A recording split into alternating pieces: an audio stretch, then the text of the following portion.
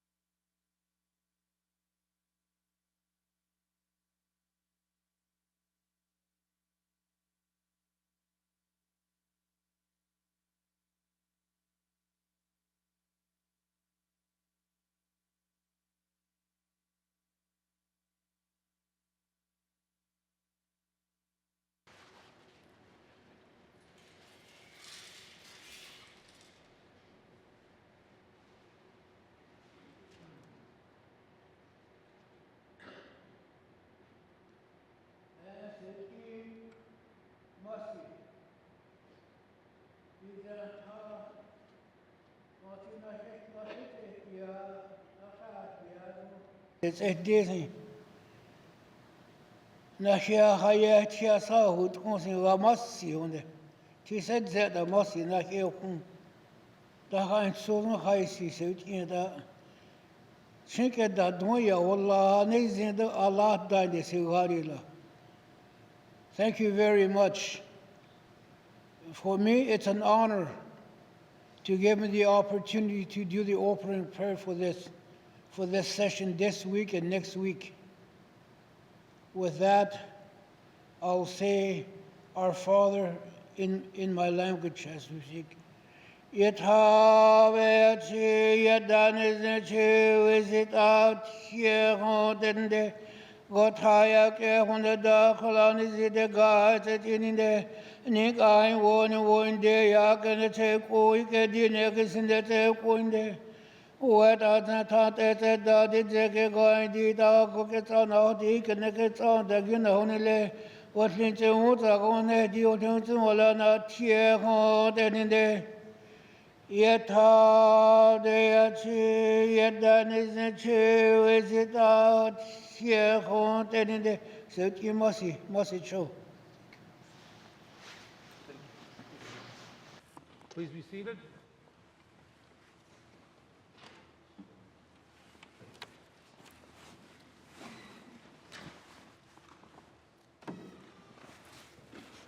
Good afternoon, colleagues. Welcome back to the House. It is great to be here. I'd like to thank Jonas Lafferty for opening today's sitting with a blessing. Thank you. Colleagues, please join me in welcoming all our interpreters back to the House.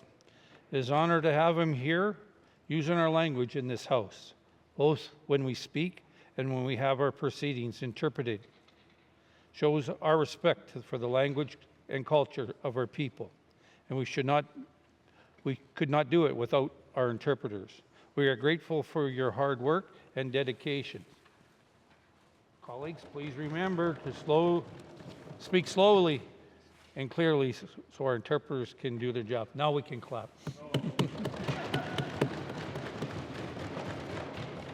Colleagues, I'd also like to take a moment to briefly talk about our new interpreter career path program.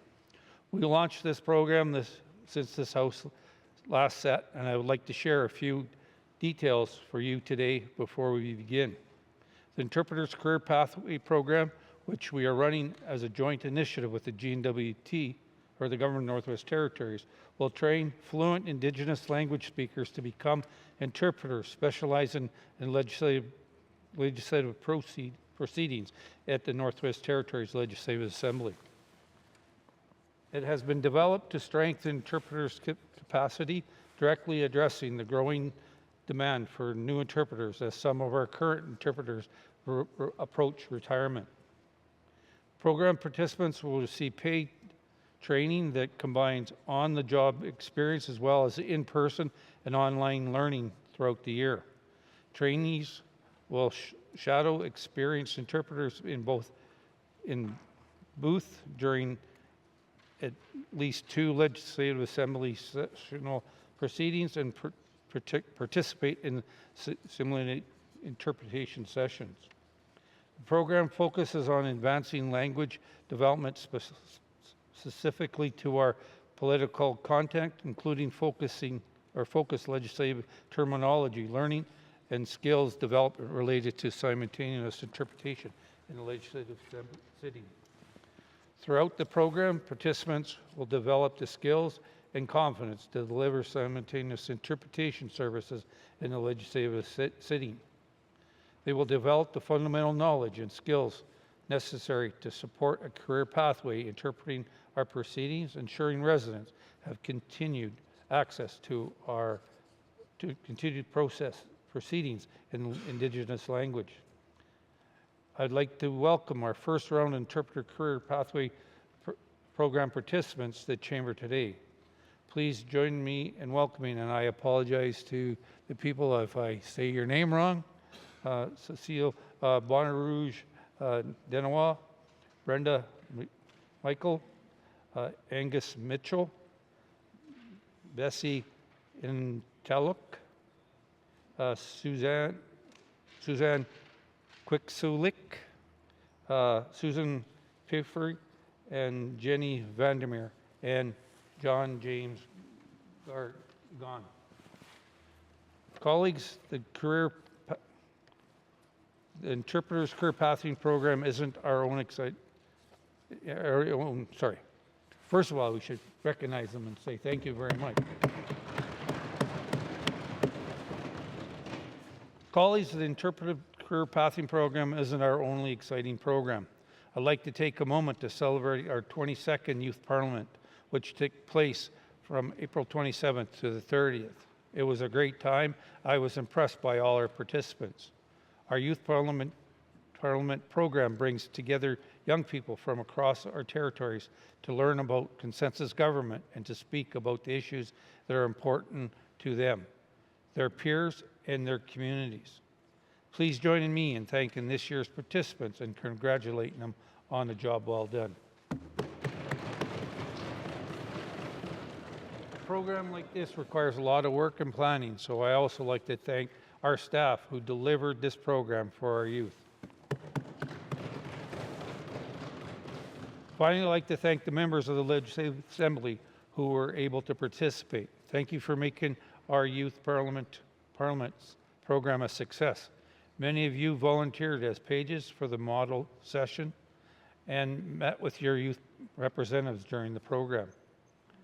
Colleagues, I received the following correspondence from the Honourable Commissioner of the Northwest Territories, the Honourable Gerald W. Kassoon. It states, "Dear Mr. Speaker, I wish to advise that I recommend to the Legislative Assembly of the Northwest Territories the passage of Supplementary Appropriation Act Infrastructure Expenditures Number 1, 2026-2027, Supplementary Appropriation Act Operation Expenditures Number 1, 2026-2027 during the May-June sitting of the first session of the 20th Legislative Assembly."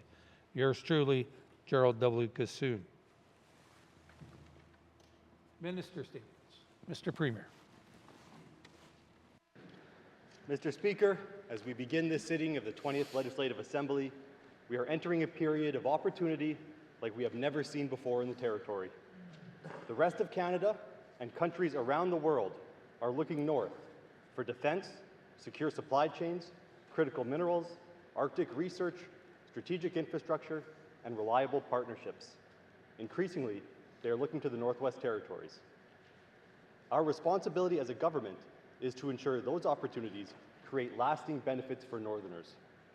That means stronger communities, better infrastructure, good jobs, and new opportunities for the next generation to build their futures here in the Territory. The work ahead requires cooperation across the Territory. No government can build the future alone. Success depends on close and continued collaboration with Indigenous governments, community leaders, businesses, non-governmental organizations, federal partners, and residents. That spirit of working together has long been one of the NWT's greatest strengths. Across the Northwest Territories, residents continue to show determination, resilience, and a deep commitment to one another. Communities are stepping up for each other. Indigenous governments, municipalities, businesses, and residents are working together to solve problems and create opportunities. Mr. Speaker, this government has spoken often about the importance of major infrastructure projects to the future of our territory. Today, we're seeing real progress.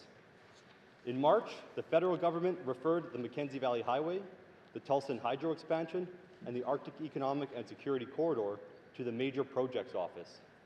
That decision marked an important milestone for the NWT and reflected years of advocacy and partnership planning and building. These three projects will connect communities, enable economic growth, and create long-term opportunities for Northerners. Improved transportation corridors, energy infrastructure, airports, and supply chains will strengthen the territory's economy while helping lower the cost of living and doing business in the north. These projects will also create opportunities for skilled tradespeople, Indigenous business, heavy equipment operators, environmental monitors, engineers, and young Northerners preparing to enter the workforce. This progress did not happen overnight. Indigenous governments, community leaders, members of this House, industry partners, and the federal government all played a role in bringing us to this point. Their efforts deserve recognition and thanks.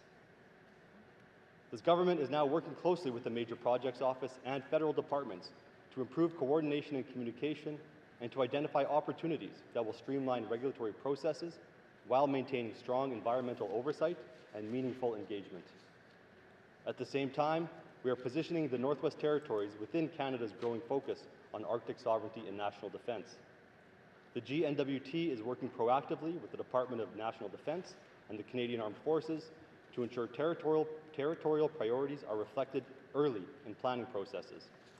Defence investments in the North must create lasting benefits for Northerners through jobs, support for local and Indigenous businesses, and infrastructure that strengthens community long after deployments or exercises conclude. This work reinforces Canada's presence in the Arctic while helping to build a stronger and more connected North. Mr. Speaker, this momentum is real, but success is not guaranteed.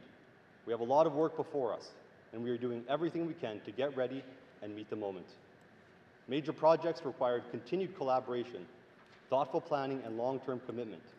Strong partnerships with Indigenous governments, communities, regulators, industry, and the federal government will remain essential as this work moves forward.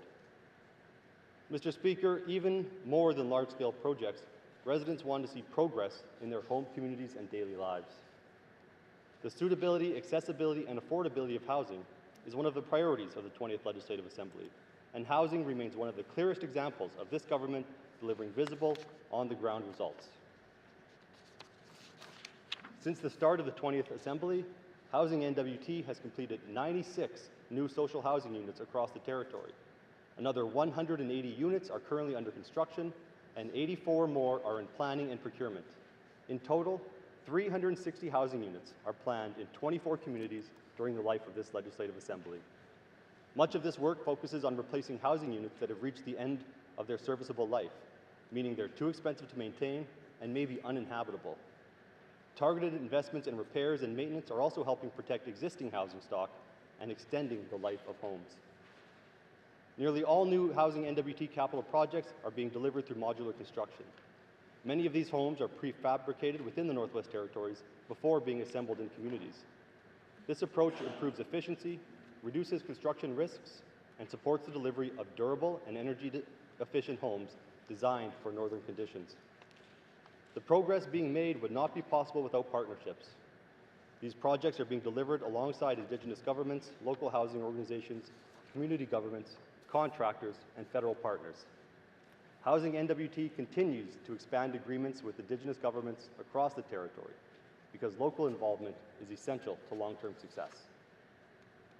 These projects are making a real difference for residents. They're helping families access safe and stable housing while reducing pressure on aging infrastructure, and they're improving living conditions in small communities. Mr. Speaker, keeping communities safe remains one of the core responsibilities of this government. As the territory enters wildfire and flood season, preparedness remains top of mind for many Northerners. Over the past year, the GNWT has worked with communities and Indigenous governments to strengthen emergency readiness across the territory. Community wildfire protection plans have been updated, critical infrastructure assessments have been completed, thermal scanning has been used to identify winter holdover fires, emergency planning and coordination efforts have continued to improve. The GNWT has modernized its wildfire program through improved training, updated modeling tools, increased Fire Smart investments with $1.8 million per year committed to the program until the end of the 27-28 fiscal year, and the creation of a new Wildland Urban Interface program that strengthens coordination between community fire departments and wildland firefighters. Emergency Preparedness Week, which took place earlier this month, also serves as an important reminder that preparedness is a shared responsibility. Governments have a critical role, but residents also play an important role by creating emergency plans, preparing emergency kits, and staying informed during emergencies.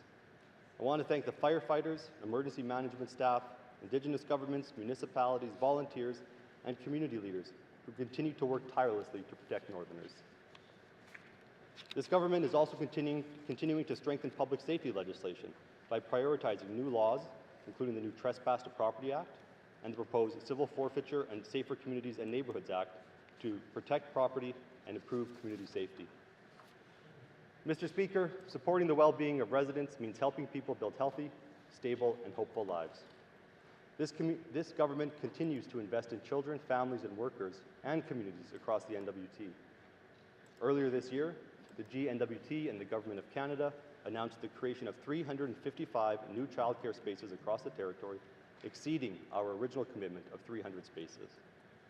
These new spaces will support working families, create jobs, and help ensure children have access to safe and licensed care closer to home. This government is also strengthening inclusive schooling across the territory. In April, the GNWT announced an additional $30 million in stable funding to support inclusive education in the 26-27 budget. This investment will help stabilize services and ensure students receive the supports they need to succeed. Economic uncertainty continues to affect some sectors and workers, particularly within the diamond industry. In response, Canada and the GNWT jointly launched the Workforce Tariff Response Initiative.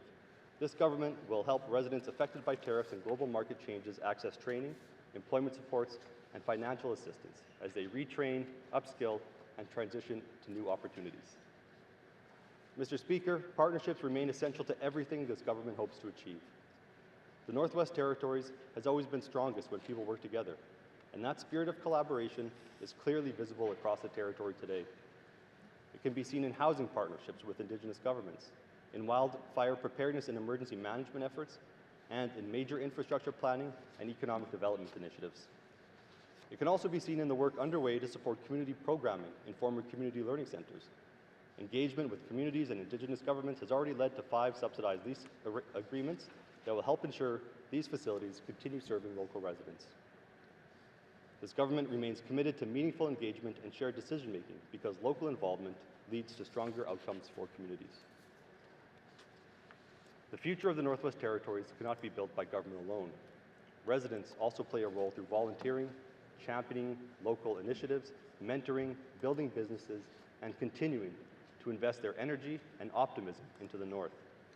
To the thousands of residents who show up for the territory every single day, thank you for everything you do to help make the Northwest Territories what it is.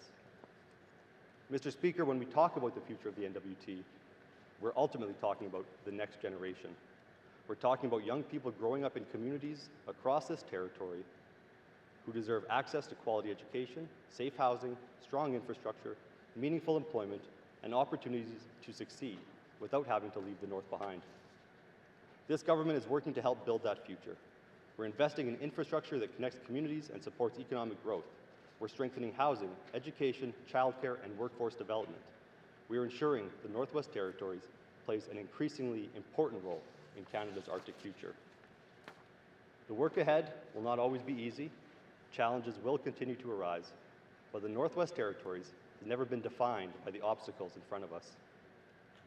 This territory is defined by the people who continue to meet those challenges with determination, creativity, and a willingness to work together. Today, there is real reason to feel hopeful about where the NWT is headed. Opportunities are growing, partnerships are strong, momentum is building.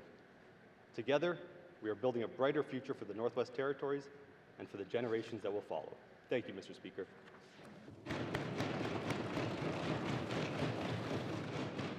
Thank you, Mr. Premier. Minister statements, member statements. Member from the only south. Or sorry, Yellowknife North. That's the other Yellowknife. Thank you, Mr. Speaker. Mr. Speaker, with the increased momentum and funding behind major projects such as the Mackenzie Valley Highway and the Arctic Economic Security Corridor, once again, it's easy to paint the regulatory system as the bad guy, the thing standing in the way of our big plans and our future prosperity. First, I want to point out that the regulatory system is often used as a convenient scapegoat when project delays are actually due to other factors such as uncertain financing. But I do think there is legitimate frustration with the regulatory system in how it often forces industry or proponents to spend money on the minutiae while seeming helpless to protect the big picture things that we really care about. We're missing the forest because we're too busy counting the trees. We're busy helping individual caribou cross a road, but somehow haven't managed to prevent the Bathurst herd from plummeting from 186,000 animals to 3,600 animals in only 20 years of diamond mine operations. When our Mackenzie Valley Resource Management Act was first designed and passed back in 1998, it was cutting edge in Canada because it established ways to manage cumulative impacts, that bigger picture, like allowing for strategic regional environmental assessments. But this promise, I would argue, has never been fulfilled. I understand that for the first few years, there was a need to gather more information, build up monitoring, but now it's been almost 30 years, and it's time to get serious about using that accumulated information and wisdom, both traditional knowledge and science-based, to manage projects differently. The whole point of these nation-building projects is to catalyze larger-scale mining and oil and gas development across entire regions. No one project would be the death of an entire caribou herd, for example, but if you keep adding more and more and more disturbances, at some point it's too much and a population could collapse. So it's our job to know where those tipping points are and to stop before the point of no return. While some industry and infrastructure proponents will likely be upset at the idea of hard limits, the idea that some projects or routes might get a no, there are benefits. Mr. Speaker, I ask for unanimous consent to conclude my statement. Thank you, member from Yellowknife North. Member from Yellowknife North is seeking unanimous consent to conclude her statement. Here are no nays. You may conclude your statement. Thank you, Mr. Speaker.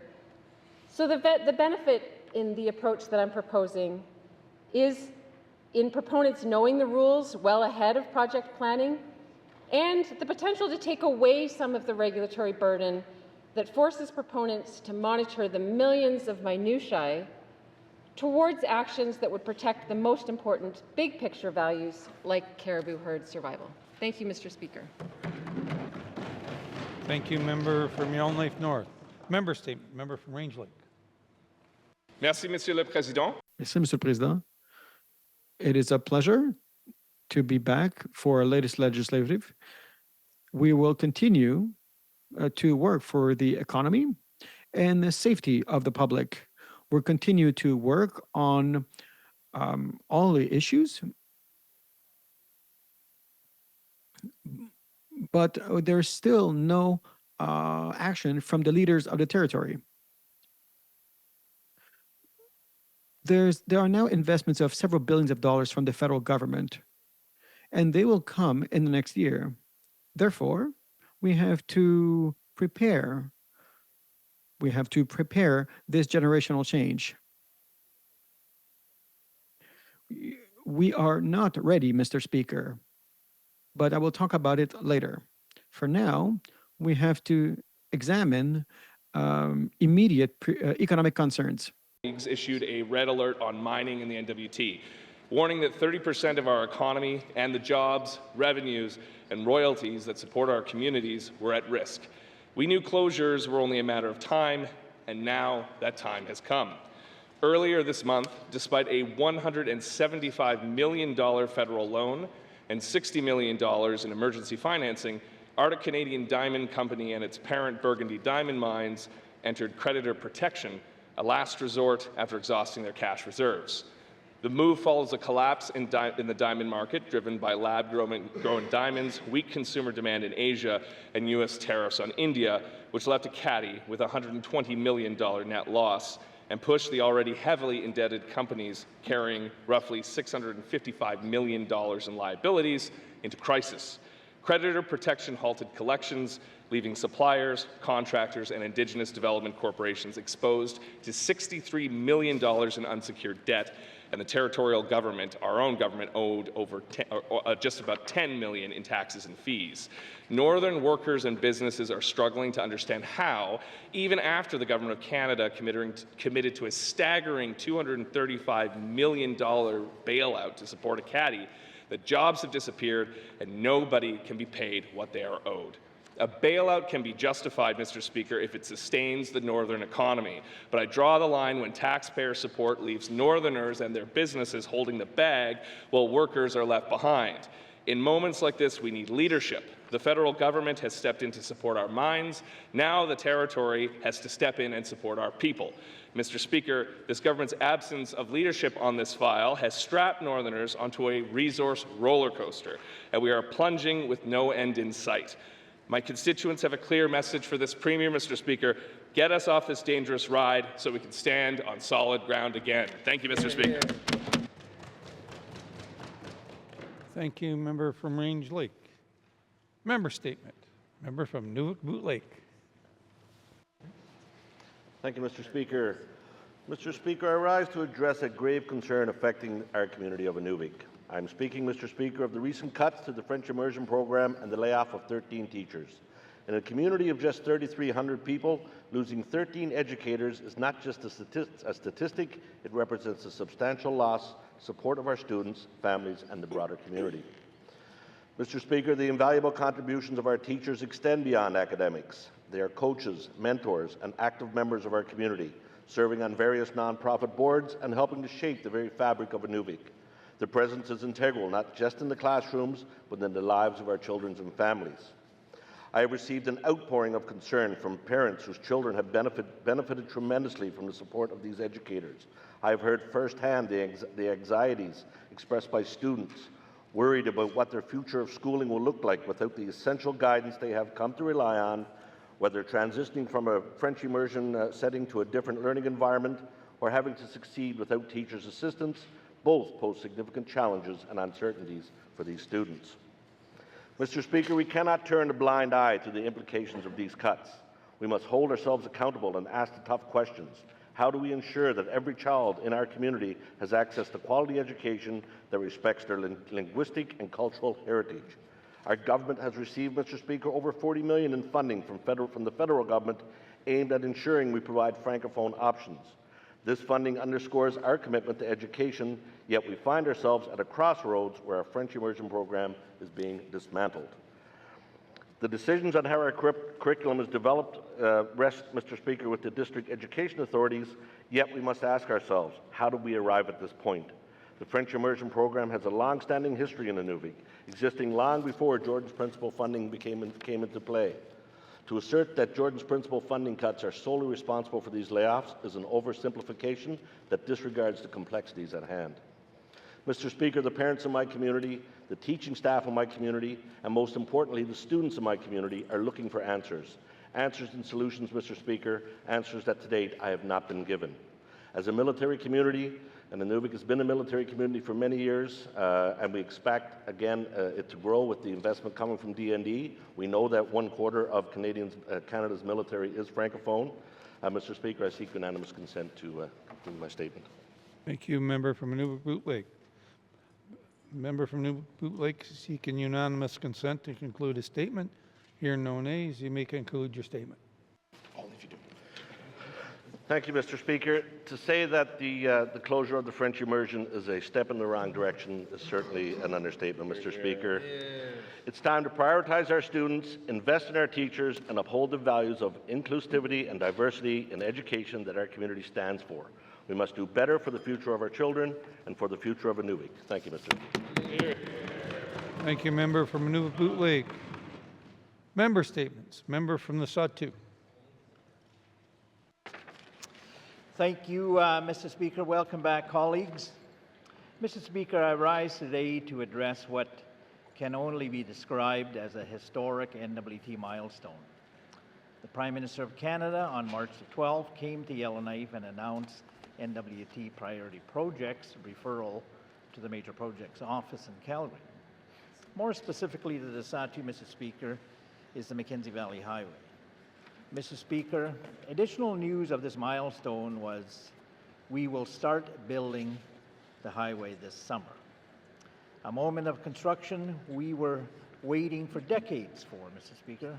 However, failure of leadership on renewal or extension of the only allowable permit is a setback.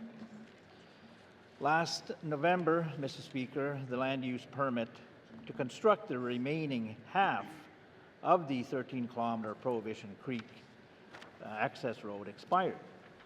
Mr. Speaker, the economic imperative on project transition is critical to efficient project management. Permitting is definitely mandatory, essential. This allows project execution. One element in building a disposable economy. The Prime Minister's announcement was 77 days ago. We need to put more words into action. Mr. Speaker, this project is estimated at $6 billion. The right-of-way, Wrigley to Inuvik, 800 kilometers, of which, Mr. Speaker, 70% is within the Sahtu region. You can do your math on the expense. 70%, Mr. Speaker, the Sahtu is not a footnote in this project. We are the backbone of it. Without Sahtu, stakeholders' readiness, land access, maximum security benefits create uncertainty and prevails. But readiness, real readiness, both modern treaty holders require more than slogans and press releases. It requires the government of the Northwest Territories to recognize and respect both comprehensive land claim agreements, Section 35, duty to consult. Mr. Speaker, I request unanimous consent to conclude my statement. Thank you, member from the Sahtu. The member from the Sahtu seeking unanimous consent to conclude his statement. Any nays? Hearing no nays, you may conclude your statement. Thank you, colleagues. Both comprehensive land claim agreements, Section 35, duty to consult, SSI, GTC, PKFN are waiting. Mr. Speaker, the people of the Sahtu have been let down, and expired permit and empty talk about readiness do not inspire confidence. They only stir frustration and distrust. I'll have questions to the appropriate minister. Thank you. Member from the Sahtu. Member statement. Member from the Decho. Merci, Mr. Speaker, and welcome back to everybody. Mr. Speaker, the Decho region is facing a growing mental health crisis. In our communities, many people are living with the impacts of addictions and violence, often rooted in deep trauma. Without proper mental health support, that harm can spread through families and place heavy strain on the home. In some cases, it leads to family breakdown or child apprehension, criminal activity. As those pressures build, the effects are felt across the wider community, creating safety concerns and contributing to increased crime. Over time, these harms can become a cycle, and the longer it goes unaddressed, the harder the cycle is to break. Mr. Speaker, this is not about blaming our people. It is about recognizing that those who are struggling need consistent support, and those who are vulnerable need protection. Families deserve peaceful homes, elders deserve to live without fear, and our youth need hope for the future. This government has made safer communities a priority, but safety cannot depend on enforcement alone. The RCMP teachers, nurses, and frontline workers are often left responding after the damage has already been done. That is not prevention. That is a reaction. Real prevention means early intervention and effective programs grounded in culture and connection. Mr. Speaker, our people have the knowledge and strength to guide this work, but local leadership needs the resources and flexibility to build solutions that reflect Techo community realities. The GNWT must move beyond one-size-fits-all approaches and work directly with Techo leadership to develop local mental health and healing strategies. When communities are trusted and supported to lead, healing can begin. I will have questions for the Minister of Health and Social Services at the appropriate time. Masti, Mr. Speaker. Thank you, member from the Deschaux. Member statement. Member from Great Slave. Thank you, Mr. Speaker. Welcome back. Mr. Speaker, one of my favorite sayings, one that I try to live my life by, is be kind because everyone you meet is fighting a hard battle. The unseen struggles that we all deal with weigh heavy on each of us, and by us, I mean every person you meet. With that in mind, one of the things I'm most grateful in my life is that I've been able to access therapeutic supports for my mental health in modalities that work for me. At my lowest, I've had people hold me up and connect me with professionals that could help me add adaptive tools that I needed to get through the battle a bit better. Mr. Speaker, I know my battles are small in scale compared to those that some residents in this territory face every day. I'm privileged to always have had a roof over my head, a warm place to sleep at night. When I talk to street-involved people, they are, by and large, trying their hardest to be kind in our community because their battles are extreme. Mr. Speaker, if we truly want our territory to succeed and if the rising tide of federal investment is going to raise all ships, we must ensure that we are also raising Northerners with the least and those who are fighting the hardest battles. Incoming D&D and infrastructure federal investment must be balanced with social services spending. I'm thankful that the Premier spoke to this directly at my constituency meeting last week and his statement today. He heard from my constituents that federal dollars are top of mind. Jordan's principal funding and job training initiatives to meet these investments were two hot topics. The Premier noted at the constituency meeting that the federal government does not fully realize the scope of social need in our territory. I'm also grateful that the last week's Council of Leaders communique aligns with what my constituents see here and happening in Yellowknife too. Mr. Speaker, I've previously spoken to the actions within the government's business plans on our priority of addressing the effects of trauma. Those actions are framed in Cabinet's mandate that they will, quote, prevent, interrupt, and address the effects of trauma, end quote. Those actions were created well before federal announcements earlier this year. These actions are not meaningless, but do seem very small in the face of our lived reality and with the opportunities we have before us now. Mr. Speaker, we can't have a prosperous territory for residents without having a healthier, healing territory, first and foremost. It's only appropriate then that the head of government should advocate tirelessly for the NWT's extreme need for its social priorities. I'll have questions through the Premier later today. Thank you. Thank you, member from Great Slave. Member statements. Member from Mackenzie Delta. Thank you, Mr. Speaker. Residents in my constituency are witnessing a trouble and steady rise in illegal activity within their communities. Increasingly, these activities are occurring openly in broad daylight in full view of community members. The consequences are serious and far-reaching, negatively affecting the well-being of residents, undermining public safety and placing our children at significant risk. Mr. Speaker, the issue I'm referring to is the illegal sale and distribution of drugs and alcohol operating out of our public housing units in our communities. Residents are observing public housing units being used as hubs for the unlawful sale of drugs and alcohol on near constant basis, often without visible consequences. This activity has grown over time and now threatens the safety, stability, and social fabric of our communities. Mr. Speaker, while local authorities and housing associations are making efforts to address and limit these activities, it is increasingly clear that existing measures are not sufficient. These illegal operations can no longer be tolerated. In many ways, we have allowed this behavior to become normalized and embedded in everyday community life.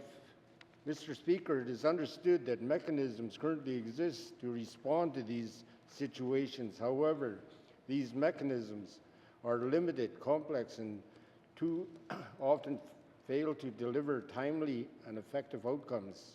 The current housing policy and legal processes required to address illegal activities within housing units can be lengthy, layered, and burdensome. In many cases, these delays provide opportunities for drug dealers and bootleggers to alter their behavior, relocate to another housing unit, or simply wait until enforcement detention subsides.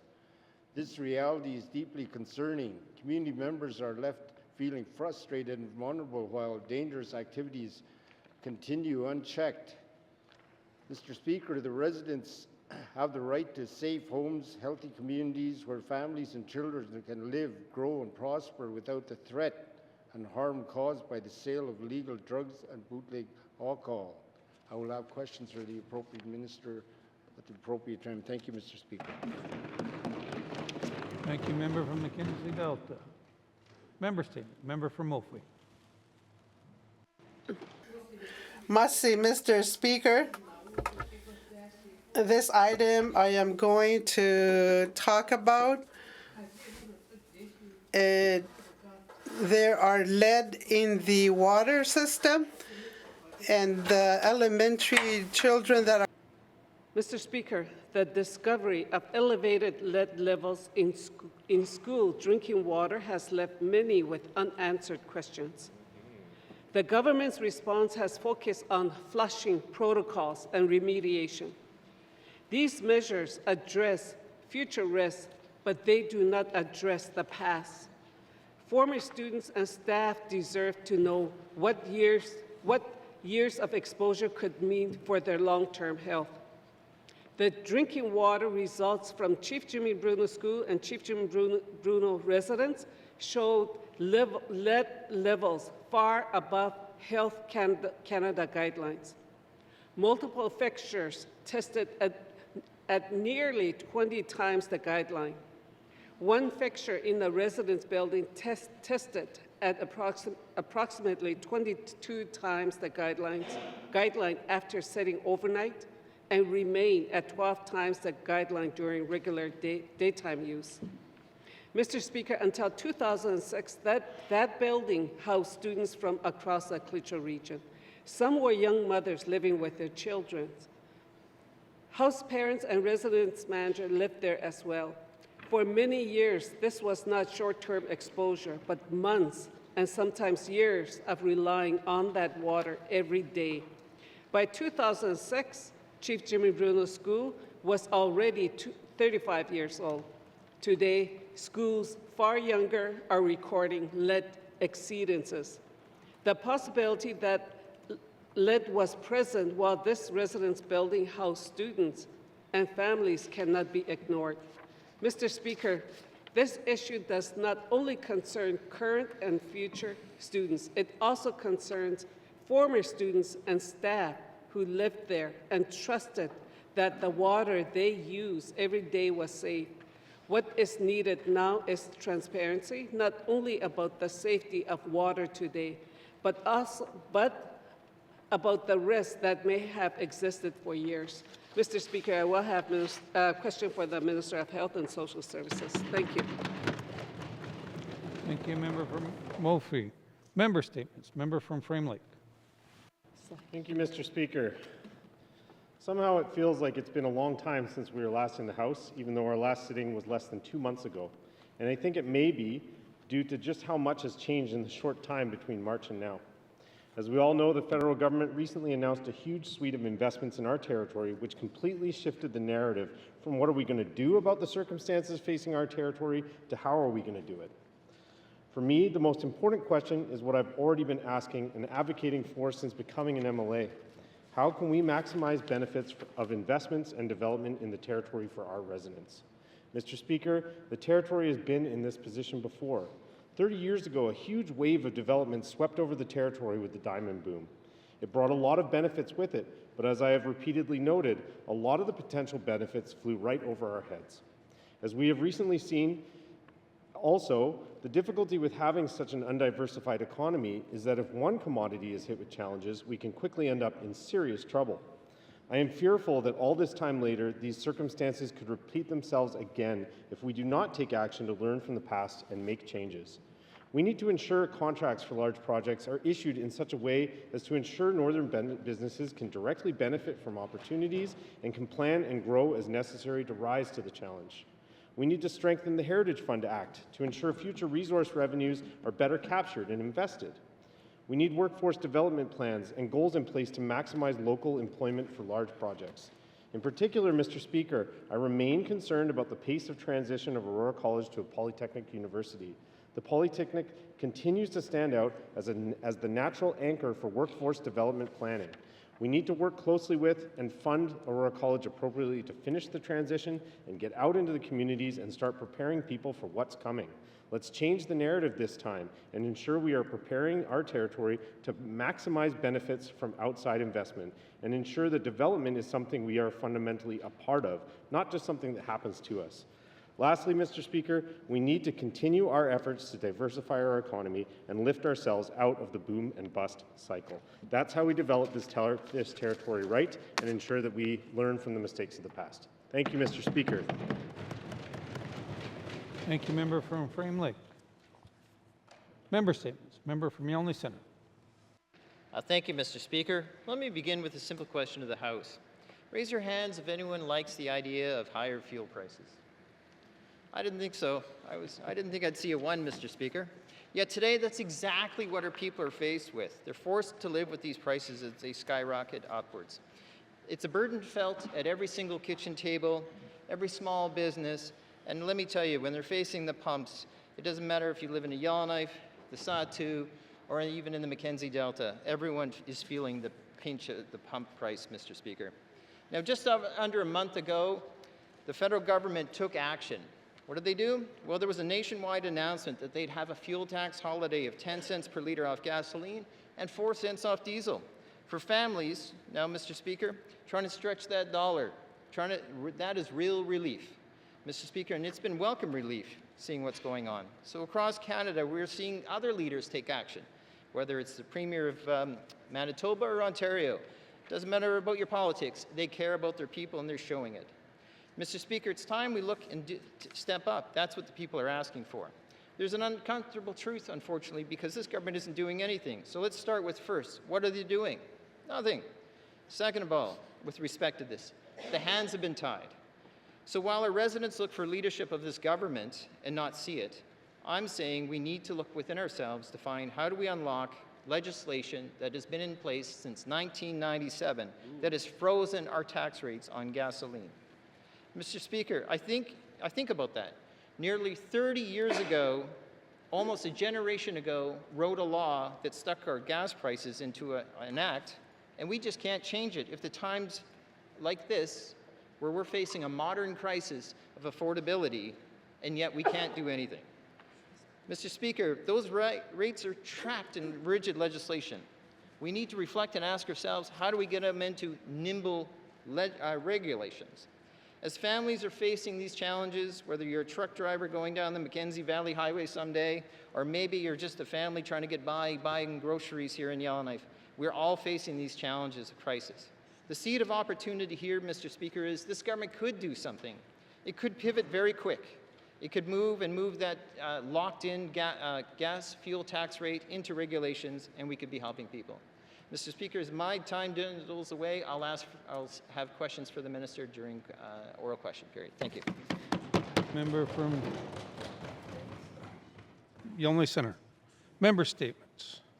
Colleagues, it's been my practice in the past. I will present the member statement on behalf of the Nahendi Youth Parliamentarian, Ms. Raphael Joseph. She spoke about the inadequacy she experienced firsthand as an immigrant wanting to work in Canada. To give you some background, she's an immigrant from Australia and United Kingdom. Her family and her moved from England to Canada so her mom could take up a teaching position in Fort Simpson. Since then, she has been building their lives here in the Northwest Territories, adjusting to the completely new community, climate, and way of life. I am currently in Canada on a student visa and have been living here for almost 2 years. In that time, I've gone to school here, made new friends, and tried to become part of my community, which I'll also still being aware that my status is temporary. Right now, my family and I are working towards becoming permanent residents so that we continue to contribute to Canada's long-term and full settled here. As I stated, I have a student visa. This only allows me to go to school and let me travel within Canada, as well as visit my extended family in Australia and United Kingdom. I feel grateful to have been given the opportunity, a chance to live here in Canada, but also very happy to be able to live here in the Northwest Territories. I've made great friends and experienced some new things in NWT, like snowboarding, speed skating, taken part in Super Soccer, Cager, and many more experiences. I've experienced struggles, Mr. Speaker, as it relates to getting a job in Canada, specifically in my community of Fort Simpson. In regional areas such as Fort Simpson, there are opportunities to work at the local store. I'm willing and able to work, and I cannot due to the restrictions placed on my visa. This made me feel limited compared to my classmates who can apply for a job, gain experience, and earn their own money.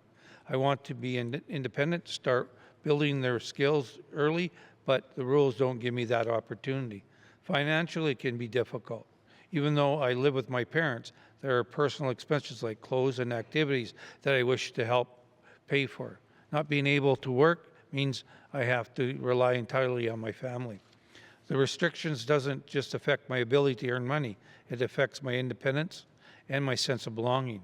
I want to change, to contribute, learn, and grow like any other student. But right now, the opportunity feels out of reach. One big improvement would be clearer and more flexible work rules for young students. Allowing part-time work, like a set number of hours per week during the school year, would make a huge difference.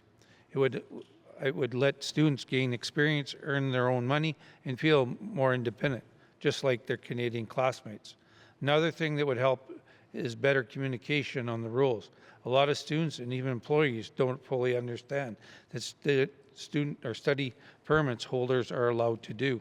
If the government provides simpler, student-friendly explanations, employees might be more willing to hire them instead of avoiding this situation altogether. Fairness matters. High school students on student visas often live with their family, following the same rules, and go to the same schools as Canadian students. Giving them similar opportunities to work part-time would help them feel included and give the real-world skills that benefit them and the community long-term. Member statements. Member statements. Returns to oral questions. Mr. Premier.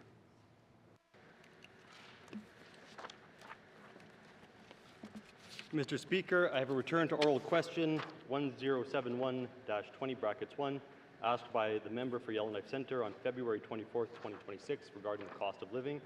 The government of the Northwest Territories takes a comprehensive approach to address cost of living challenges while maintaining fiscal stability.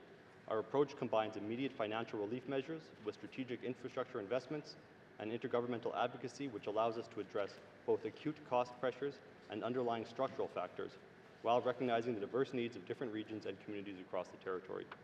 Measures include changes to income security programs, emergency evacuation funding, and measures to lower energy costs for residents. Later today, at the appropriate time, I will table a document titled Additional Information for Return to Oral Question 1071-20 brackets 1, Cost of Living, that gives a comprehensive list and details of the extensive actions that the government has taken to support residents with the cost of living. Thank you, Mr. Speaker. Thank you, Mr. Premier. Returns to oral questions. Minister of Justice. Mr. Speaker, I have a return to oral question asked by the member for Yellowknife Centre on March 6, 2026 regarding the cemetery legislation. The GNWT works with Indigenous communities and the federal government to identify and document residential school burial locations, and there are special provisions for the protection of burial sites in the archaeological sites regulations administered by the Department of Education, Culture and Employment. The Sahtu Dene and Métis Comprehensive Land Claim Agreement, Gwich'in Comprehensive Land Claim Agreement, and Clecho Agreement all address the protection of burial sites as well as other specific responsibilities on those lands. Municipal governments in the Northwest Territories may exercise their general bylaw making powers to establish and operate cemeteries within their municipal boundaries under the Cities, Towns and Villages Act, the Hamlets Act, the Charter Communities Act, or the Clecho Community Government Act. These acts are administered by the Department of Municipal and Community Affairs. Cemetery legislation varies across jurisdictions in Canada, but generally supports community involvement in the care and maintenance of cemeteries and provides consumer protections related to assessing cemetery services for individuals and their loved ones. In the NWT, consumer protection matters currently fall within the scope of the Department of Municipal and Community Affairs under the Consumer Protection Act. The GNWT is not contemplating the development of cemetery legislation at this late stage in the mandate of the 20th Legislative Assembly. Indigenous communities and others with questions relating to the operation of cemeteries may raise these matters with their local municipality. Matters relating to the protection of on-the-land burial sites should be brought to the Department of Education, Culture and Employment. Such discussions may assist in identifying issues that could be considered in future legislative initiatives if warranted. Thank you, Mr. Speaker. Thank you, Minister of Justice. Returns to oral questions. Returns to oral questions. Recognition of visitors in the gallery. Colleagues, I'd like to recognize 4 young ladies from Radium Hot Springs, BC. Jane Power, Cynthia Ibach, Catherine Locke, and Clara Reinhardt. Welcome to our chambers. Recognition visitors in the gallery. Member from Nunavut Boot Lake. Always smile. Thank you, Mr. Speaker. Mr. Speaker, I'd like to recognize Dana Hemming. Dana is a former resident of Inuvik and longtime family friend. Her and her husband Dan lived in Inuvik for several years and welcomed their 3 children there.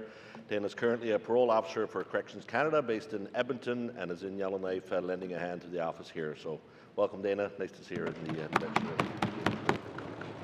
Recognition visitors in the gallery. Member from Yellowknife Centre.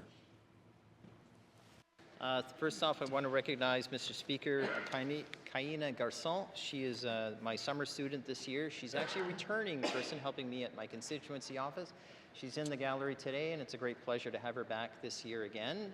She's been doing fantastic working with me. And furthermore, I always like to recognize one of our interpreters, Ms. Sarah Cleary. She's so kind and wonderful, and she provides services to us at the Assembly, and I'm always grateful when I see her. Thank you, Mr. Speaker. Thank you. Recognition visitors in the gallery. Member from the Sahtu. Thank you, Mr. Speaker. I would like to recognize today here Ms. Jenny Vandermeer McPherson. Welcome to the Assembly. My seat. There you go. Thank you. Recognition of visitors in the gallery. Member from the Decho. Thank you, Mr. Speaker. Today I'd like to recognize one of the career path, interpreter career path trainees, my sister, Cecile Denua Bonjour. She's in the, Cecile Denua, she's in the gallery, as well as Mary Jane Kazan, our interpreter for the Decho. Thank you. Recognition of visitors in the gallery. Recognition of visitors in the gallery. Member from the Nutbutt. Thank you, Mr. Speaker. Mr. Speaker, I'd like to recognize Susan Pepper. Susan is a longtime colleague of mine, and it's nice to see that she's participating in the internship program. Thank you, Mr. Speaker. Welcome, Susan. Thank you. Recognition of visitors in the gallery. Member from Frame Lake. Thank you, Mr. Speaker. Mr. Speaker, I'd like to recognize Mr. John Gahn, who I think is in the interpreters program as well and is a resident of Frame Lake. Thank you. Thank you. Member from Frame Lake. Recognition of visitors in gallery. Member from Mophie. Mr. Speaker, John Gahn. John Gahn is also, he's also doing the interpreter training. Get to go ahead, Agalada, wish it it a massive defo, John Gahn, ego to a tati, who to go get, And also I'd like to thank Jonas Lafferty and also Mauro Sandberg, who also do they're here as an interpreter. Musty. Recognition of visitors in gallery. Recognition of visitors in gallery. If we missed anyone in the gallery today, welcome to your chambers. We greatly appreciate you giving us the honor of representing you and the people in Northwest Territories. It is always nice to see people in the gallery. Recognition of visitors in gallery. Recognition of visitors in the gallery. Acknowledgements. Acknowledgements. Oral questions. Oral questions. Member from Yellowknife Centre. Thank you, Mr. Speaker. My member statement today was really talking about the fact that Ottawa isn't going to save us. We have to save us from ourselves. And we need to help Northerners with the cost of fuel and cost of living. And Mr. Speaker, noting that the cost of fuel tax rate has been locked into legislation since 1997, is the minister aware of this, and is there anything she can do about the challenge that other folks are rising to, which is giving fuel tax holidays to their residents? Thank you. Thank you, member from Yellowknife Centre. Minister of Finance. Thank you, Mr. Speaker. Mr. Speaker, we've been watching this closely. Obviously saw that Canada did institute a fuel tax holiday. Very few, if any, of the other provinces or territories are actioning that. And Mr. Speaker, the reason is, at least from our end, when we did some quick math in terms of what an average gas tank impact would be, under $10, which is certainly does add up. Nonetheless, the impacts on the other side to the revenue that the government would receive is in the order of $15 million. We already pay significant impacts as a result of fuel, and will continue to pay those impacts, and as a result of which are also paying higher subsidies. So, for instance, on territorial power support programs, for example, or seniors' home heating for their fuel costs. And so at this time, Mr. Speaker, with that, trying to figure out that balance, we want to ensure that we have the fiscal capacity to maintain programs and services for residents. Thank you, Mr. Speaker. Minister of Finance. Oral questions. Member from Yellowknife Centre. Mr. Speaker, I'm not sure where the minister got their $10. I'm not going to say that math is bad. That's the Department of Finance. Their math hopefully is good. But I can tell you that my gas up on my small vehicle went up almost $40. So I'm not sure where they got since the price jump. Mr. Speaker, is there anything the minister can do to move this out of legislation into regulation so we can pivot if that becomes the policy discussion of the day to help meet this challenge? Thank you. Member from Yellowknife Centre. Minister of Finance. Thank you, Mr. Speaker. Mr. Speaker, we are not right now considering moving or changing where the gas tax resides. It's in, and what I was speaking to earlier is just the change from if we were to remove all of our gas taxes. So, as I say, that change is not being contemplated at this time. Thank you. Minister of Finance. Final supplementary. Member from Yellowknife Centre. Thank you, Mr. Speaker. Mr. Speaker, frustrated constituents corner me at the gas station and say this government can give millions of dollars away to diamond companies that are closing. Why can't they help me with the direct support? Mr. Speaker, what can the Minister of Finance do to help people who are watching millions of dollars leave the territory when they feel they need something to help them get by? Thank you. Member from Yellowknife Centre. Minister of Finance. Thank you, Mr. Speaker. Mr. Speaker, there's a few different issues that seem to be coming out there, but Mr. Speaker, I'll confine this to speaking about what could be done with respect to gas taxes or gas rates. Mr. Speaker, I don't have any control over the Strait of Hormuz. I have no control over the war in Iran, and I am unable to reduce gas prices at this present time. We do control gas taxes, but again, that impact is actually fairly small in comparison to the real impacts that we are all facing and that the government is facing from an increase in rising prices of gas. We are working to ensure that there's an increase in good jobs, more good jobs coming, more opportunities coming so that people can continue to have good paying jobs here in the Northwest Territories to mitigate the costs and the volatility that is existing in the world at this time. Thank you. Minister of Finance. Oral questions. Member from Range Lake. Thank you, Mr. Speaker. On a similar topic, the $63 million in unsecured debt. that the Burgundy and ACDC owned mining group owes Northern Suppliers Contractors and Indigenous Development Corps is unsecured, meaning no one can collect on it until the rest of the financial restructuring is done. That means Northerners and Northern companies are holding it back. So how is the Minister of Finance working to support those companies? We've already seen the federal government step in and spend an extraordinary amount of money. So what are we doing to ensure that that $63 million is paid to Northerners as they deserve? Thank you. Hear, hear. Minister of Finance. Thank you, Mr. Speaker. Mr. Speaker, a CCAA proceeding is a legal proceeding.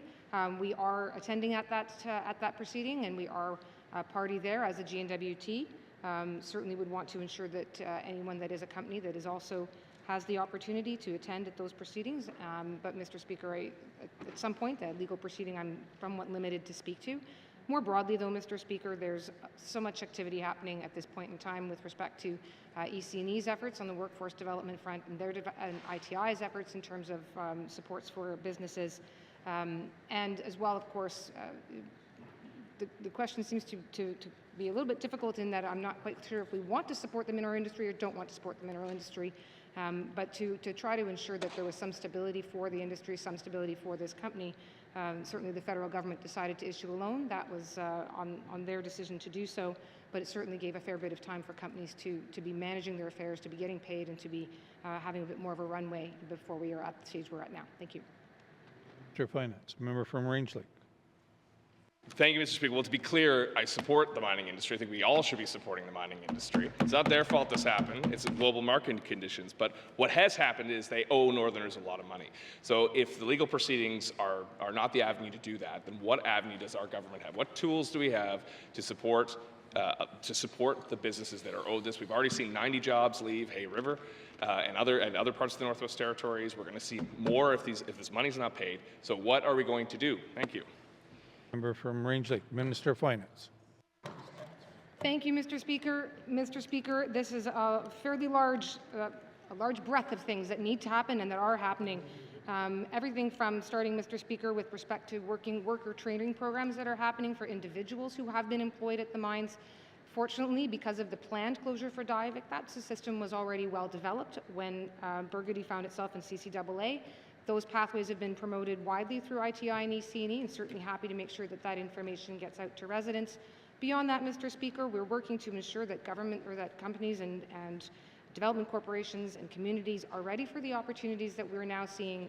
$11 billion coming in for Department of Defense, 3 projects that have been around forever, all referred into the Major Projects Office. That's out of the 17 across this country, 3 here in the Northwest Territories. And we're going to work with businesses and development corporations to make sure they can take advantage of them and be ready to maximize their opportunities. Thank you. Mr. of Finance, final supplementary member for Rangeley. Thank you, Mr. Speaker. And I'm not talking about the Acadie workers. I'm talking about the businesses that are owed this money, where the unsecured debt is. So I don't have the same access to the federal government that the minister has. It seems like the answer is going to be go to Ottawa anyway. So will the minister speak to her federal counterparts and tell them to pay this bill? Because someone's got to it at the end of the day. Because if it goes sideways and that money isn't paid out, then we are going to, these northern companies that have done the work, that have employees that need to be paid to put food on the table, they're not getting what they're owed. And someone has to pay that bill. And if it's not this government, then it should be Ottawa. Thank you. Thank you, member from Rangeley. Minister of Finance. Thank you, Mr. Speaker. Mr. Speaker, when the diamond markets have been struggling now for some time since COVID, not rebounding as they were expected to. During the course of probably about a year ago, Mr. Speaker, it would have been a very sudden and extreme shock were Acadie to have gone immediately into bankruptcy. And Mr. Speaker, we had been speaking to Ottawa at that time. Ottawa did step in. They have tried to support a restructuring and provided a significant loan. It is a loan. It's certainly not by any means going to be a bailout. It's a loan that bought a significant amount of time. A number of companies that had contacted us and development corporations have had that time now to re-examine their own arrangements, their own workforce arrangements, their own engagements with the mine. And now the situation, while we are in a CCAA, is not good news. It is a much more orderly proceeding. We're at that proceeding, businesses are at that proceeding, and the federal government is there. And once again, we did speak to and engage with the federal government. They have stepped in to ensure that this could be a sales process, which once again buys a bit more time, allows the process to be more orderly, be more planned, and for all parties, including the businesses, to have an opportunity to see if there's opportunities for them through this process. Thank you. Thank you, member from, or Minister of Finance. Oral questions, member from Great Slave. Thank you, Mr. Speaker. Mr. Speaker, we cannot be fully prepared in accessing opportunities for all residents of the NWT without helping some residents heal. Can the Premier tell me what counselling options, on the land or otherwise, does he discuss as needed and urgent with his Indigenous government counterparts at the Council of Leaders and bilateral meetings? Thank you, Mr. Speaker. Member from Great Slave, Mr. Premier. Thank you, Mr. Speaker. I'm lucky to have a strong team around me, so it's the Minister of Health who has those discussions at the Council of Leaders and the bilateral meetings. That being said, what the member is talking about is it's a constant topic of discussion. I've said before that I think trauma is the biggest issue that our territory faces. What's the point of having economic opportunities if people aren't in a place where they can go take advantage of them? So I fully agree with it from that sense. At the Council of Leaders, there is a health and social services working group at the officials level, which works among all of the Indigenous governments who are involved, as well as the Government of the Northwest Territories, to look at those different options that would suit Indigenous governments, and that helps inform our advocacy efforts in Ottawa, as well as our own policies. In the last federal budget, there was an announcement of a Northern and Arctic Health Assessment, which the federal government is looking across the north at what services are provided, what can they do to enhance services, reduce the need for medical travel, make sure services are closer to home. And we convened a meeting of the Council of Leaders maybe a couple months ago, maybe now, and we had the federal officials in front of us, and feedback was provided by the Council of Leaders to them. We always discuss the Mental Wellness and Addiction Recovery Fund, which is a very flexible fund that Indigenous governments and communities can access. Jordan's Principle, that's always a topic of discussion. And of course, when, at the Council of Leaders and bilaterals, we do joint federal engagement. So it's not just us going to Ottawa, it's much more powerful when it's us and our partners discussing these things. I'll stop there. Thank you, Mr. Speaker. Mr. Premier, member from Great Slave. Thank you, Mr. Speaker.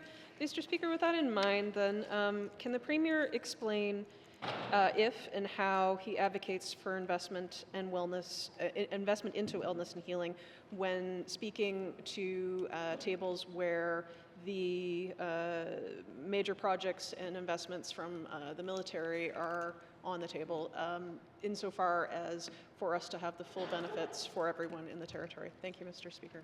You member from Great Slave, Mr. Premier. Thank you, Mr. Speaker. And yes, I do combine those two the same way that the member is saying. Without having a healthy population who can take advantage of opportunities, what's the point of having opportunities? And so when I meet with the Prime Minister, I raise that very issue. I talk about the trauma in the territory, the great potential that we have in the territory, and our need to ensure residents can take advantage of that potential. So this is something we discussed at the Western Premiers Conference as well. So in a lot of my federal engagement, my engagement with other jurisdictions, this is also a topic of discussion, and I make a close connection between those two things, the infrastructure development and the mental wellness. Thank you. Supplementary, member from Great Slave. Thank you, Mr. Speaker. I hope those discussions can turn into actions in short order. Mr. Speaker, last week, the Yukon government and Canada announced up to $100 million in funding to the Yukon Housing Corporation, who will then distribute $93 million to build up 500 new homes. I know the Premier spoke to 360 homes being developed in this Assembly. Can he elaborate if the NWT is anticipating to see any matching federal dollar announcements to start to address the continued crucial needs for our housing, especially for those who are underhoused and inadequately housed? Thank you. We're from Great Slave, Mr. Premier. Thank you, Mr. Speaker. So Nunavut has seen a large injection of federal dollars towards social housing. The member just referenced a contribution to the government of Yukon. So that's 2 of the 3 territories, 1 more territory left. And so yes, I fully expect that we're going to see some housing money. And I hope to be standing next to the Minister of Housing when she makes that announcement. Thank you. Thank you, Mr. Premier. Oral questions. Member from the Sawtooth. Thank you, Mr. Speaker. My follow-up to my statement is to my questions to the Minister of Strategic Infrastructure there. Thank you, Mr. Speaker. My first question is the Prohibition Creek Access Road permit being applied for this summer's half project 7-kilometer procurement. Thank you, Mr. Speaker. Thank you, member from the South 2. Minister responsible for strategic infrastructure, energy and supply chain. Thank you, Mr. Speaker. Mr. Speaker, yes, we are proceeding to have a secured land use permit and water license application for Phase 2. I'd also note, Mr. Speaker, that we have a funding request in through the Arctic Infrastructure Fund that went to Canada already last month or earlier this month. And with that, Mr. Speaker, I would expect that the full project would move to procurement thereafter, but those first 2 steps have already been taken. Thank you. Minister responsible for strategic infrastructure, energy and supply chain. Member from the South 2. Thank you, Mr. Speaker, and thanks to the Minister for that response. My next question on a permit that exists here till this November, and that's the DHU1 quarry permit at Great Bear, the Great Bear Rock area. Is that project, is that permit going to be executed and tendered out for the permit allowance for drilling and blasting and stockpiling the material for the Bear River Bridge this winter? Thank you. Member from the South 2. Minister responsible for strategic infrastructure, energy and supply chain. Thank you, Mr. Speaker. And Mr. Speaker, members correct that this is currently a permitted quarry, but beyond that, Mr. Speaker, what we have done is put in, again, on invitation, a request for funding for the Great Bear River Bridge to come back as a full project. Once we have that funding, we'll be proceeding with the planning phases on that project. The design and planning now are a few years old. With that in hand, we'd be in a better position to go back, and it may be that we'd be renewing the permit and then proceeding to get it fully ready for production. But to do so in advance, Mr. Speaker, we'd be putting it out of sync in terms of wanting to make sure we have the planning and design done and updated on the Great Bear River Bridge prior to proceeding with the rock quarry permit. But so again, Mr. Speaker, it is permitted for now. I acknowledge that, but we would have to simply bring that back. And I would not anticipate any difficulty in that regard. We are doing a lot of work right now to make sure that Mackenzie Valley Highway actually has a speedy and thorough and smooth permitting process for its entirety, including this project. Thank you, Mr. Speaker. Minister responsible for strategic infrastructure, energy and supply chain. Final supplementary. Member from the South 2. Thank you, Mr. Speaker, and thanks for that information and response from the Minister here. That leads me to the structural Great Bear River Bridge that once was designed and procured in 2006. So if the design was completed at that time, it's similar in location. The color is the same. So given those specs here that do exist, when is this government going to apply for the land use permit and water permits necessary for that structural bridge? Thank you. From the South 2. Minister responsible for strategic infrastructure, energy and supply chain. Thank you, Mr. Speaker. Mr. Speaker, we do have the land use permit and water license applications drafted and ready to roll for the Great Bear River Bridge. As I had mentioned, we've put the application in on invitation through the Arctic Infrastructure Fund, which would be a significant boost of fundings to be able to get some of that work going, to bring it back up to speed. It's several years old now. It does need to come back up and make sure we have a cost estimate that is well advanced, not Class D or Class 4, but bring it up so that it's well advanced and we know exactly the cost. We can then move forward with a plan to move out and to get to construction. But we do need to be at that point where we have that initial funding to get to the construction estimate and then at that point move forward. But that is exactly the work that's happening now. And as the member said, Mr. Speaker, we have the design, we have a base design, we have a land use permit, we have a water license. They're historic, they need to be reviewed, need to be updated, but that's much faster than starting from scratch. Thank you. Mr. responsible for strategic infrastructure, energy and supply chain. Oral questions. Oral questions, member from Nunavut Lake. Thank you, Mr. Speaker. Mr. Speaker, my questions are for the Minister of Education, Culture and Employment. As I said in my member statement, Mr. Speaker, there is much anxiety amongst the parents and students in my community right now, given the recent announcements. So my first question is fairly simple, Mr. Speaker. My community wants answers. The parents and students want answers. Answers that can only be given by the authority in charge of education in this territory, Mr. Speaker. My question is simple. What do I tell my constituents we are doing as a government to resolve this issue? Thank you. From New Boot Lake, Minister of Education, Culture and Employment. Thank you very much, Mr. Speaker. Mr. Speaker, I want to start by reiterating to the member that I'm absolutely deeply committed to ensuring that NWT students have access to quality education, and that includes education in our official languages. Mr. Speaker, I understand and acknowledge the plight of both students, families, teachers across this territory, that the needs of students have changed over the course of the last decade dramatically. And for that reason, we are taking action to stabilize the education system. While these changes certainly are made at the local level, we do have a role to play here at Education, Culture and Employment and at the Government of the Northwest Territories, and we are taking action to help stabilize our education system in the Northwest Territories. Thank you. Education, Culture and Employment. Member from New Boot Lake.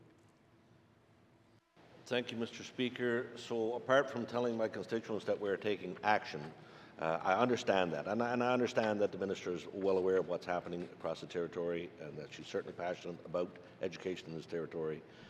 But what I want is, what is that action going to be, Mr. Speaker? Is that action going to be in the form of a supplemental appropriation that we can actually approve during this sitting, if we like, to ensure that French immersion is indeed still in Inuvik, where it's certainly been there for many, many years?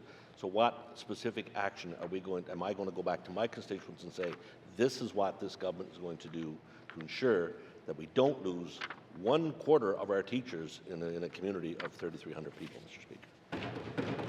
Lake. Minister of Education, Culture and Employment. Thank you very much, Mr. Speaker. In short, the answer is yes. There is a supplemental appropriation coming forward specifically for inclusive schooling in the life of this sitting. That supplemental appropriation for inclusive schooling does account for the fact that there are more demands on our school boards and on our education systems. What we do know from the Beaufort Delta District Education Council is they considered things like enrollment, staffing, sustainability of programs, and also community interests. There are a lot more demands on our school boards across this territory for programming, and that's causing them to have to make very difficult decisions. Thank you. Minister of Education, Culture and Employment. Final supplementary. Member from New Boot Lake.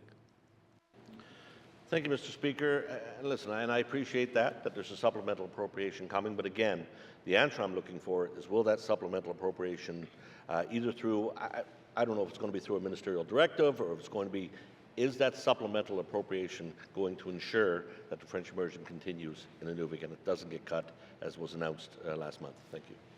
Member from New Boot Lake. Member from Education, Culture and Employment.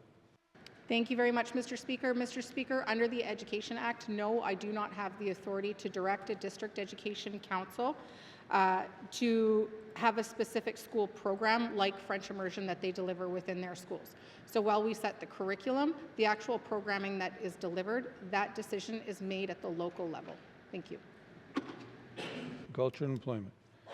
Oral questions. Oral questions. Member from Mackenzie Delta. Thank you, Mr. Speaker. Further to my member statement, when someone is allocated a unit, they sign a tenancy rental agreement, and one of the clauses is on evictions if they're engaging in any illegal activities within the housing unit. What is the minister? Can the minister outline what steps her department, in collaboration with the local housing authority, are taking to reduce and prevent illegal activity in public housing units across the Northwest Territories? Thank you, Mr. Speaker. From Mackenzie Delta, Minister responsible for Housing NWT. Thank you, Mr. Speaker. And Mr. Speaker, this is something that Housing NWT and our territory is facing over the last number of years, is the rise in illegal activities across the north, specifically in public housing units. But I will tell you this, I don't have much patience for illegal activities in public housing units, and I encourage the local housing organizations to proceed with any type of rental office order and termination notice for leases and evictions. Thank you, Mr. Speaker. Minister responsible for Housing and NWT. Member for Mackenzie Delta.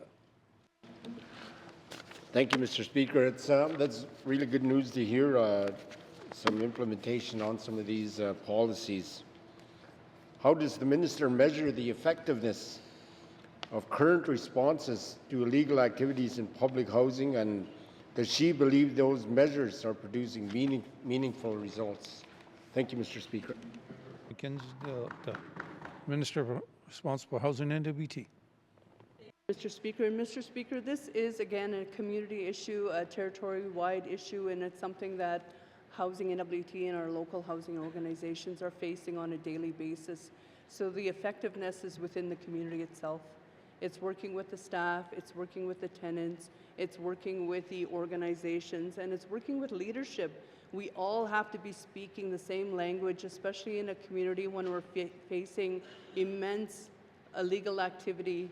We're facing public housing units where tenants are, harboring drug dealers, and this is really concerning, especially the effects of trauma and the effects with children across the north. So it's something, again, that I work with the local housing organizations and Housing NWT to encourage them, to counsel them, to provide them supports, because they're the ones working with the tenants on a daily basis. Thank you, Mr. Speaker. Responsible for Housing and NWT. Final supplementary. Member for Mackenzie Delta. Thank you, Mr. Speaker. Education and these implementation of these policies is important, and working with the local leadership, working with the housing authorities to ensure that everybody is aware that these measures may be impacting themselves and their families. A lot of them have small children, but they're killing our own people. So what assurances can the minister provide to residents who feel unsafe and believe illegal activity in public housing has become normalized in our communities? Thank you, Mr. Speaker. Thank you, Member for Mackenzie Delta. Minister responsible for Housing and NWT. Speaker, this is not normal, and that's the message that everybody needs to lend across the north, that this is not normal, and people need to be vocalize their concerns to the local housing, to leadership, to community council, to the RCMP. They need to be vocal, and we can't stay silent. Thank you, Mr. Speaker. Minister responsible for Housing and NWT.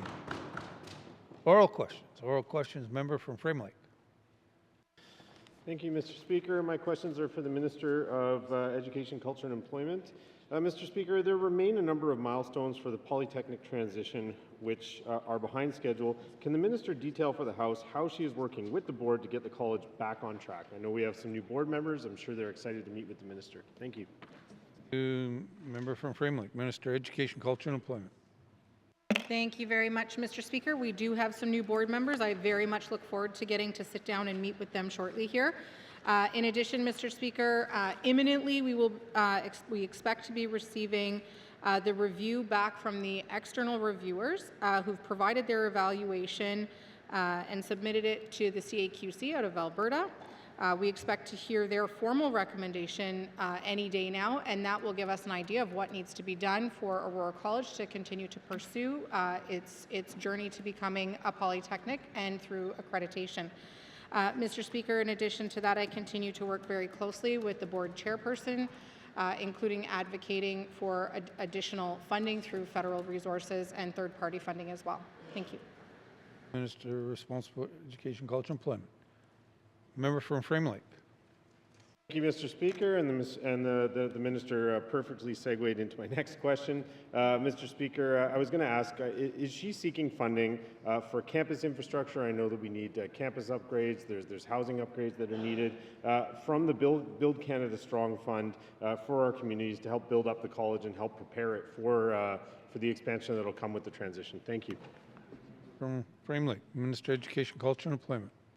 Thank you very much, Mr. Speaker. Mr. Speaker, yes, I am working very closely with the college based on their prioritized direction of what infrastructure they would like to pursue for both third-party funding and federal funding as well. Thank you.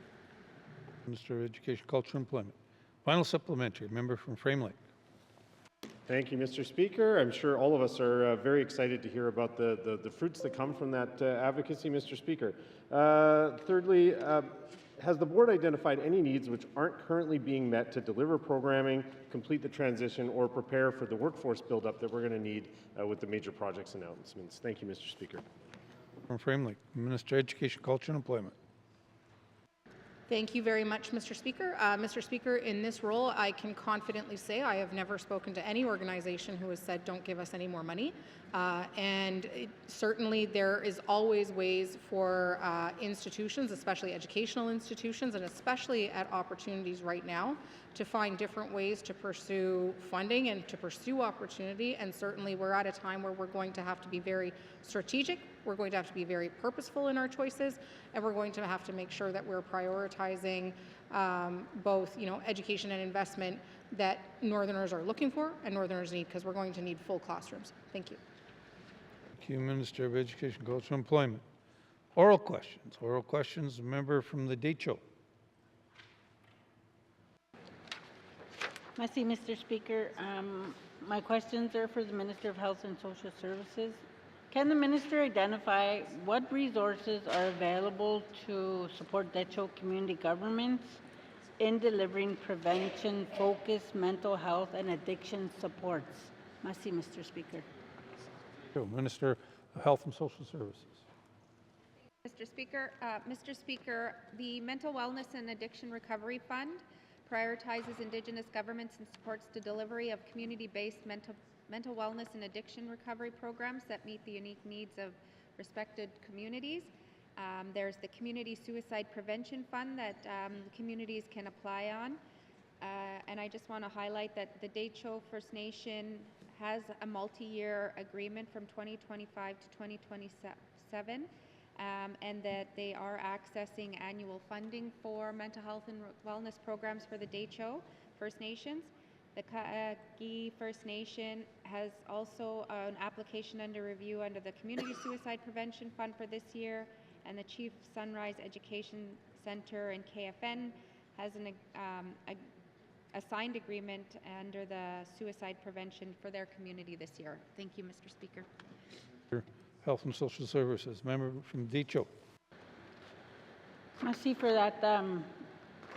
Can the Minister explain how the GNWT is improving access to mental health and addiction supports for resident and Decho communities? Thank you, Mr. Speaker.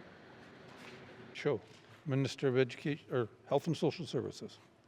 Thank you, Mr. Speaker. Mr. Speaker, the department is committed to ensuring people can access a variety of flexible mental health and substance use support based on the unique challenges, needs, available supports. The GNWT provides counseling, GNWT mental health counseling. We now provide detox and facility-based, we provide detox, and we also provide facility-based addiction treatments. People who want to access facility-based addiction treatments, they can access the mental health supports within their community. We have psychiatric care, we have land and culturally based healing that we provide funding for to Indigenous governments. And I just want to highlight that many of our Indigenous governments is the fund that we created, we used to have on the land, and we had different pots of funding, and we amalgamated them from recommendations from the Indigenous governments so that they could access those and to be able to have multi-year funding. So when they were creating and hiring staff and program supports in their communities that were structured for their communities, that they could gear that. So I can share that again with the members. There's multiple virtual supports for those who want to access virtual supports, and many other supports that, and I can share the online information as well to the members so they have that in their offices. Thank you. Minister of Health and Social Services. Final supplementary. Member from the Decho. Merci, Mr. Speaker. Will the Minister commit to working directly with Decho community governments and provide information, provide information to the communities on preventative measures for mental health and health healing strategies? Will the minister commit to working directly with Techo community governments and Indigenous leadership to develop community-led mental health and healing strategies? Thank you, Mr. Speaker. Member from the Detroit, Minister of Health and Social Services. Thank you, Mr. Speaker. Mr. Speaker, yes, the Department of Health and Social Services, and the authorities, and we have the Detroit Health Authority. We're very committed to being able to work with Indigenous partners, and I know that we most recently had these conversations at the Council of Leaders, and we do have the Council of Leaders Health Working Group, and we've kind of directed their executives and staff from within the department sit on that executive working group what we're doing right now is we have mapped out what we know that of services for mental health and addictions in the Northwest Territories, but we want to work with their executives to see where they might have, because they have direct funding that are from the feds. So we want to know what's all available in the Northwest Territories right now, because what we need to do is we're all trying to fill areas in different regions. However, we don't know what everybody's doing, and I want to be able, I'm not going to tell Indigenous communities how they need to run mental wellness programs and what's best for their programs, but I want to be able to work with them to establish a strategic plan so we're all working together for residents in Northwest Territories. Thank you, Mr. Speaker. To Minister of Health and Social Services. Oral questions. Oral questions. Member from Yellowknife North. Thank you, Mr. Speaker. So I have questions for the Minister of Environment and Climate Change in follow-up to my statement today. So the 2025 environmental audit provided a number of recommendations on how to improve cumulative impact monitoring and management. I appreciate that it is the Land and Water Boards in most cases and not the GNWT that is tasked with ultimately approving or denying projects, but the boards can only make good decisions if they're provided with clear input based on science and TK, and there are clear wildlife management and land use plans, all of which the GNWT has a critical role in. So, first question, how is the GNWT acting on Environmental Audit Recommendation 2-4 in particular? So this is to direct more resources from cumulative impact monitoring towards providing the kinds of predictions and scenarios and risk analysis that would support better decision making. Thank you, Mr. Speaker. From Yellowknife North, Minister of Environment and Climate Change. Thank you, Mr. Speaker. Mr. Speaker, the cumulative impact assessment program is a key part of environmental assessment in the Northwest Territories, and certainly the work that's done in that area is very important and really informs development all across the north, and certainly with all of the economic opportunities that we have certainly sitting in front of us right now.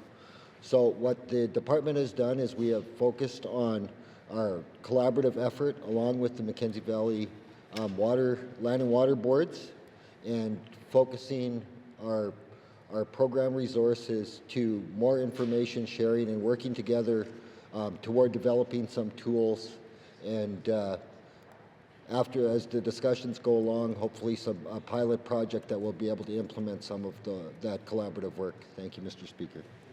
Minister of Environment and Climate Change. Member from Yellowknife North.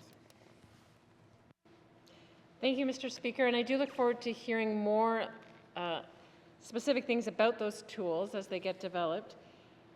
I wanted to ask about the cumulative land disturbance framework, and so that is mentioned in the Bathurst Caribou Range Plan in particular, and it's supposed to set limits on human activity.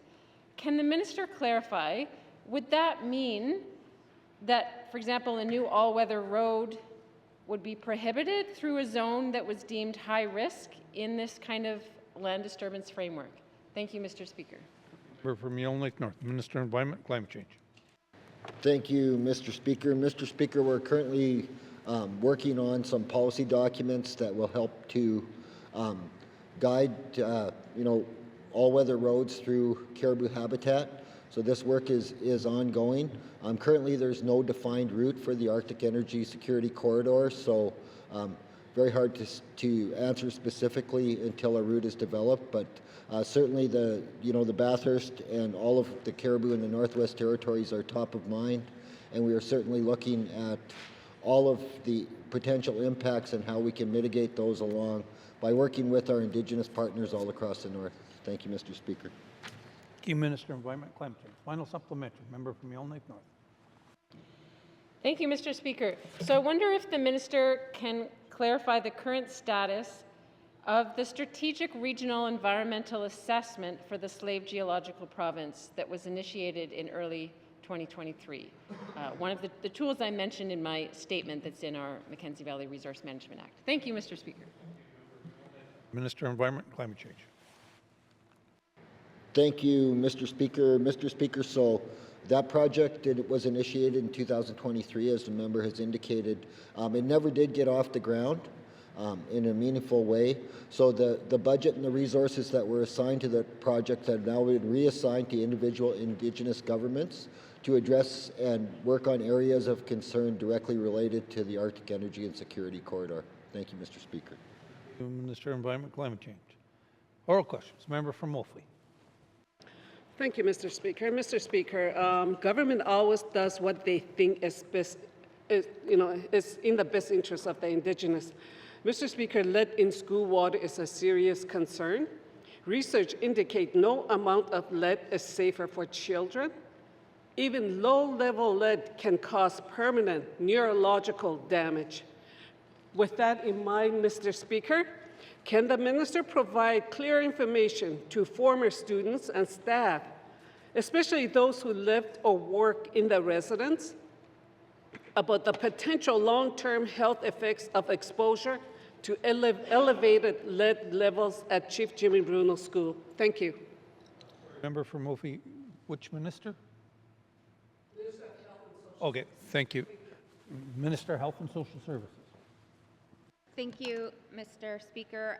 I know that when this first came out that there was a lot of information, and I would have to go back to gather that information. I think it was a combination between ECC sharing that information and as they were the lead of this. So what I will do is I'll go back and get that information and share that with the member. I'll also say that parents who have concerns about their children's potential exposure from lead, or any employee that can be concerned with an exposure, that they would need to contact their local health provider and state that, and then they can have a health assessment with that. And based on that health assessment, they may request lead testing, but they do have, employees should consult their employer because they do have occupational health guidelines to follow up. Thank you, Mr. Speaker. From Social Services. Member from Wolfley. Mr. Speaker, what I would like that department to do is contact these people. Will the minister commit to working with the Minister of ECE to identify and directly contact former resident students and staff who may have been affected by this exposure? Thank you. From Wolfley, Minister of Health and Social Services.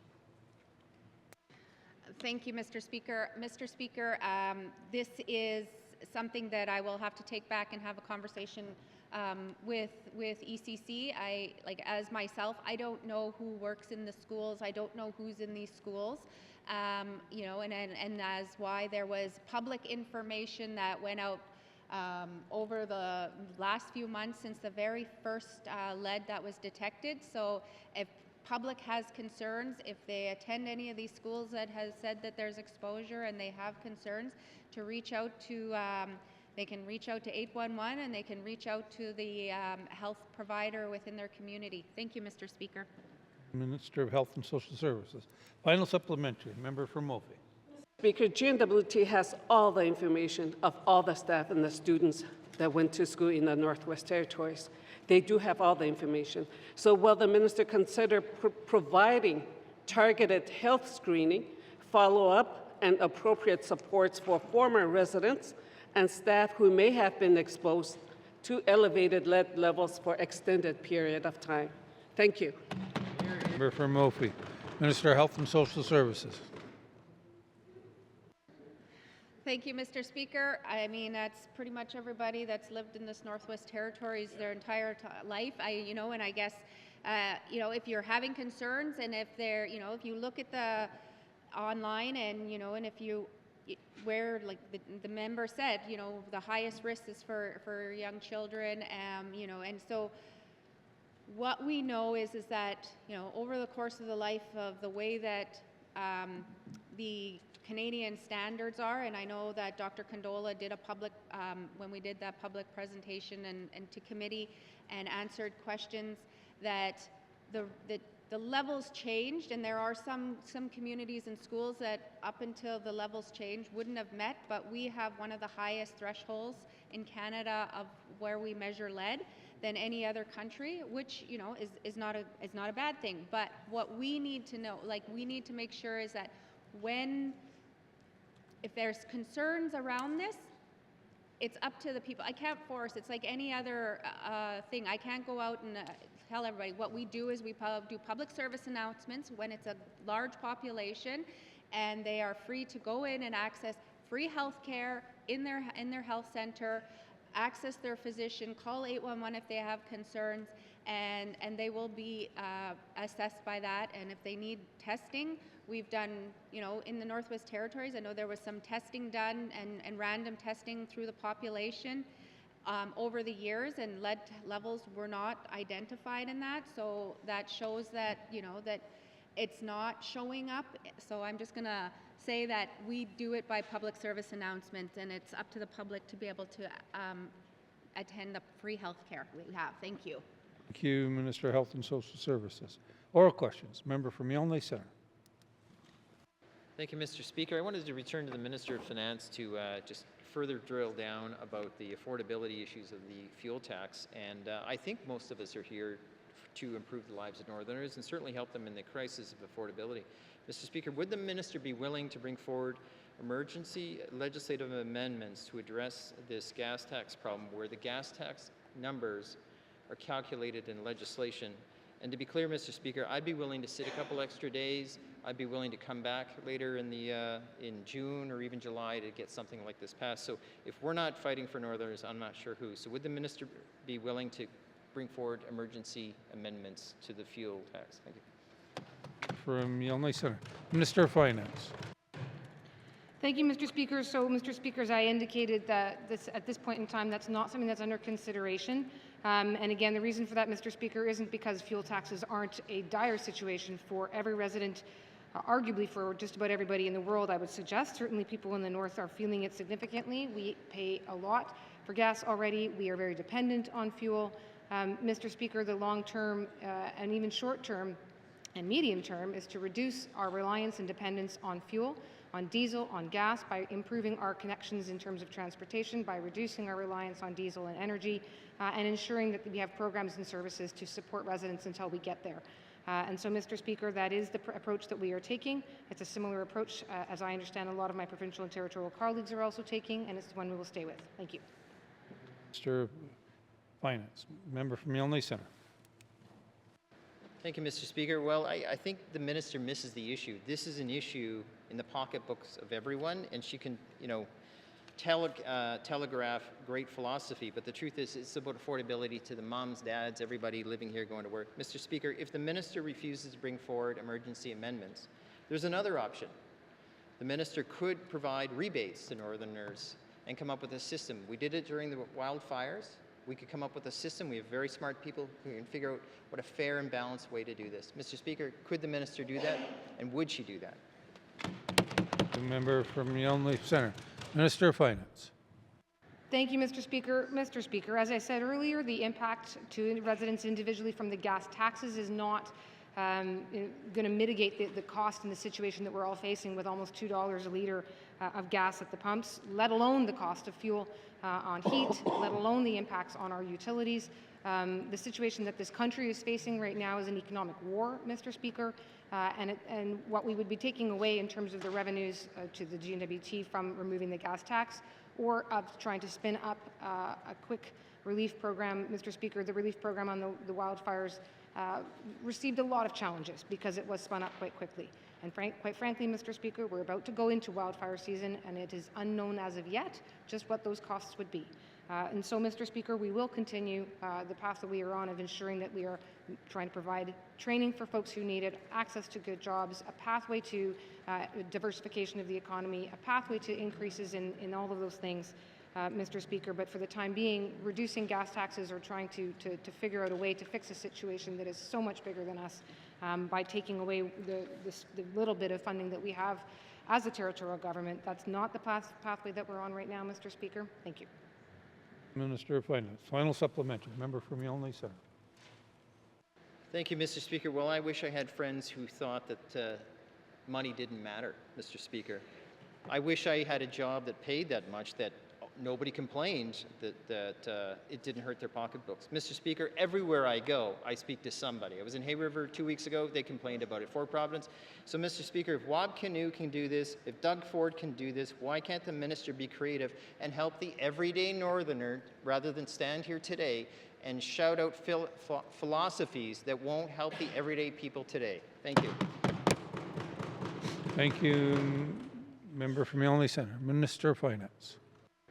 Mr. Speaker, I think it's very unlikely that any member of the Legislative Assembly or any elected leader is not hearing about affordability and not hearing about the cost of gas and the impacts it's having on everyday people, on businesses, and on community governments. And Mr. Speaker, the GNWT has a responsibility to ensure that we continue to provide programs and services, including emergency programs and services, even in the course of this crisis. There's an economic war right now. There's a gas price crisis, affordability crisis. It's affecting communities, it's affecting residents, it's affecting businesses.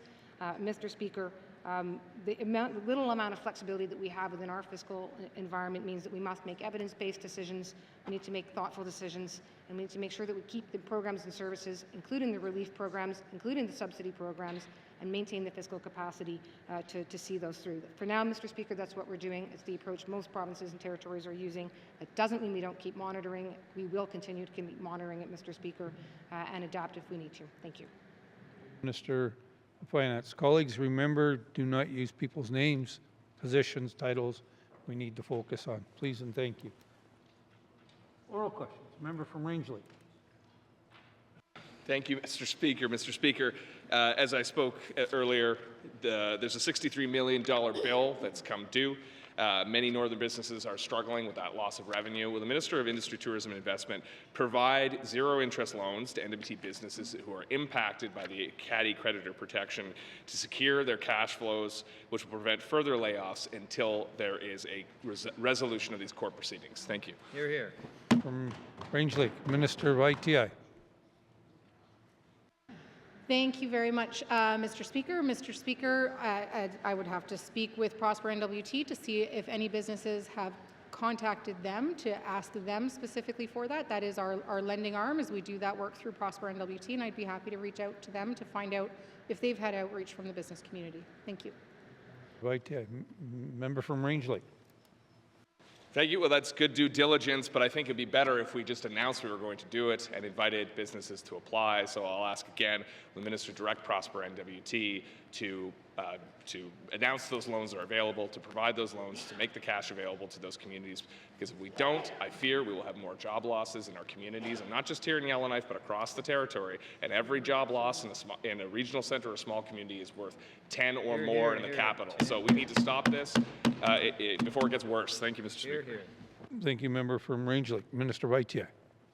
Thank you very much, Mr. Speaker. Mr. Speaker, I would want to ensure that the supports we're providing to business is responsive to what businesses are looking for. So certainly, like I said to the member, I would definitely want to follow up with Prosper to find out if they have had outreach from the business community. And then part of the work that we're doing right now is actually talking to the business community about what it is that they're looking for. And that's not just in Yellowknife, Mr. Speaker, that's outside of Yellowknife as well, and making sure that we're being responsive. One of the things that we're hearing from businesses right now is they want the ability to upscale if need be, so to take out loans, yes, those still exist, and then to be able to retrain workers. And we've recently secured $1.5 million extra from the federal government to beef up our workforce development programs, because we definitely believe that making sure that Northerners participate in this work is incredibly important. Vaitier. Final supplementary. Member from Range Lake. Thank you, Mr. Speaker. Mr. Speaker, I understand that we have to think of the future, and we are planning for the future. We've got a lot of work to do there. I agree with that side of the House on this. But what I'm talking about is this immediate problem. So the minister surely has heard concerns from the business community, from the Aurora Group, I'm sure, from others. I'm speculating here. But can she report to the House those conversations she's had with businesses impacted by this creditor freeze and how she is responding to them? Thank you. Member from Range Lake. Minister Vaitier. Thank you, Mr. Speaker. Mr. Speaker, the conversations that I'm hearing most from the business community are we need to make sure that we have opportunities in front of us tomorrow. We need to make sure that we have opportunities in front of us that get us to the other side of the river. We need that suspension bridge between diamond mining and building roads and building D&D infrastructure. That is the primary concern I'm hearing from the business community. So making sure that we're being transparent about our own procurement opportunities from the GNWT and people are aware of them regionally is incredibly important, but also making sure that we have information to the business community about other opportunities that we know that are coming up as well in the Northwest Territories. Thank you. Minister Vaitier. Oral questions. Oral questions. Member from Inuvik-Boot Lake. Thank you, Mr. Speaker. Following up on my line of questioning for the Minister of Education, Culture and Employment around education in Inuvik, I mentioned in my member statement the little over 40 million, I think around 41, that we received for Francophone funding from the federal government. Can the minister kind of give an outlay of what that funding is used for and if any of that funding is earmarked for French immersion programs in communities such as Inuvik? Thank you. Member from Inuvik-Boot Lake. Minister ECE. Thank you very much, Mr. Speaker. So, Mr. Speaker, I don't have a breakdown based on per education body. I know that there's about $1.8 million that are going to all education bodies, specifically for French second language programming. While we provide those dollars, there aren't rules as to what exact model that funding has to follow. It doesn't necessarily have to be French language, or sorry, French immersion programming. Thank you. Minister of Education, Culture and Employment. Member from Inuvik-Boot Lake. Thank you, Mr. Speaker. So it's a little confusing. And I understand part of the conversation here is that the minister can't direct, the minister can't intervene with what the local education authorities are doing. However, we are the Department of Education. We have the Minister of Education, not the Minister of, let's get a board to do this. Mr. Speaker, so my question is, maybe it's time that we take a look at the legislation around how the acts are administered around the education bodies, and is the minister willing to have that conversation? Thank you. From Inuvik-Boot Lake. Minister of Education, Culture and Employment. Thank you very much, Mr. Speaker. So, Mr. Speaker, this work is already underway. It has definitely been a very eye-opening experience to become the Minister of Education and the minister ultimately responsible for the education system, but we have a very decentralized system in the Northwest Territories. What I'm certainly learning from my colleagues in this House is they want to be able to hold me accountable for things that aren't always within my authority. And so this is definitely very live conversation and definitely things that I would recommend that all residents of the Territory participate in this review when it comes to their community and speak with their MLA, because governance will certainly be a hot topic and certainly be a part of the complete modernization of our Education Act in the Territory. Thank you. Minister of Education, Culture and Employment. Final supplementary. Member from Inuvik-Boot Lake. Thank you, and I appreciate that. And I understand that the decisions being made, that we're expecting that the minister are going to wear those decisions. That's why we're elected. And I also understand that there is certainly a decentralization of happening with education bodies. But so okay, the work is underway. Can the minister commit to when that we expect to see that review done and any timelines around having that work done, so we can certainly have a look at that? Thank you, Mr. Speaker. From Inuvik-Boot Lake. Minister of Education, Culture and Employment. Thank you very much, Mr. Speaker. So, Mr. Speaker, this will be the first piece of social legislation that the Government of the Northwest Territories does in collaboration with Indigenous governments. And so certainly the GNWT is not the only participant at the table in this piece of legislation. So on one hand, we need to make sure that it's responsive and we're getting it done, but also need to make sure that we are providing appropriate time for our partners to participate in the modernization of this legislation. I would love the opportunity to be able to sit with the Standing Committee on Social Development and go over this should they request a briefing. Thank you. Education, Culture, Employment. Oral questions. Member from Frame Lake. Mr. Speaker, my questions are for the Minister of ITI. Mr. Speaker, I know the Minister announced a new Assistant Deputy Minister of Economic Development recently. Can the Minister help us understand how this position will relate to workforce development and planning? Thank you. Member from Frame Lake, Minister ITI. Thank you very much, Mr. Speaker. Mr. Speaker, certainly I would love to be able to, hire and pick deputy ministers, but that was definitely the Premier that announced that. The role of this Associate Deputy Minister is to strengthen cross-government coordination, improve alignment of economic priorities, and ensure a more strategic and unified approach to long-term economic development. Found within that, and between the lines, is certainly workforce readiness, Mr. Speaker. Some of the first core things we're going to see come out of this new position is an economic strategy that will be worked on for the next year, because it will be done in collaboration with Northerners, and investment strategies that are going to be tied to some metrics, some KPIs. There's going to be ongoing and evolving policy pieces, because we know that we are going to have road bumps along the way and we need to get rid of them. And Mr. Speaker, of course, there is business and workforce readiness that is a priority of mine, and that includes bringing together, and they're already working together, education, culture and employment, industry, tourism, investment, as well as Prosper NWT and the role of this new Associate Deputy Minister. Thank you. Minister of ITI. Member from Frame Lake. Thank you, Mr. Speaker. Mr. Speaker, is the Department of ITI developing or changing plans or strategies for workforce development in light of new major projects announcements? Thank you. Frame Lake, Minister of ITI. Absolutely, Mr. Speaker. Mr. Speaker, this is a time where we need to be incredibly purposeful with our actions. We need to make sure that we're supporting the business community to partake in these opportunities that are coming our way.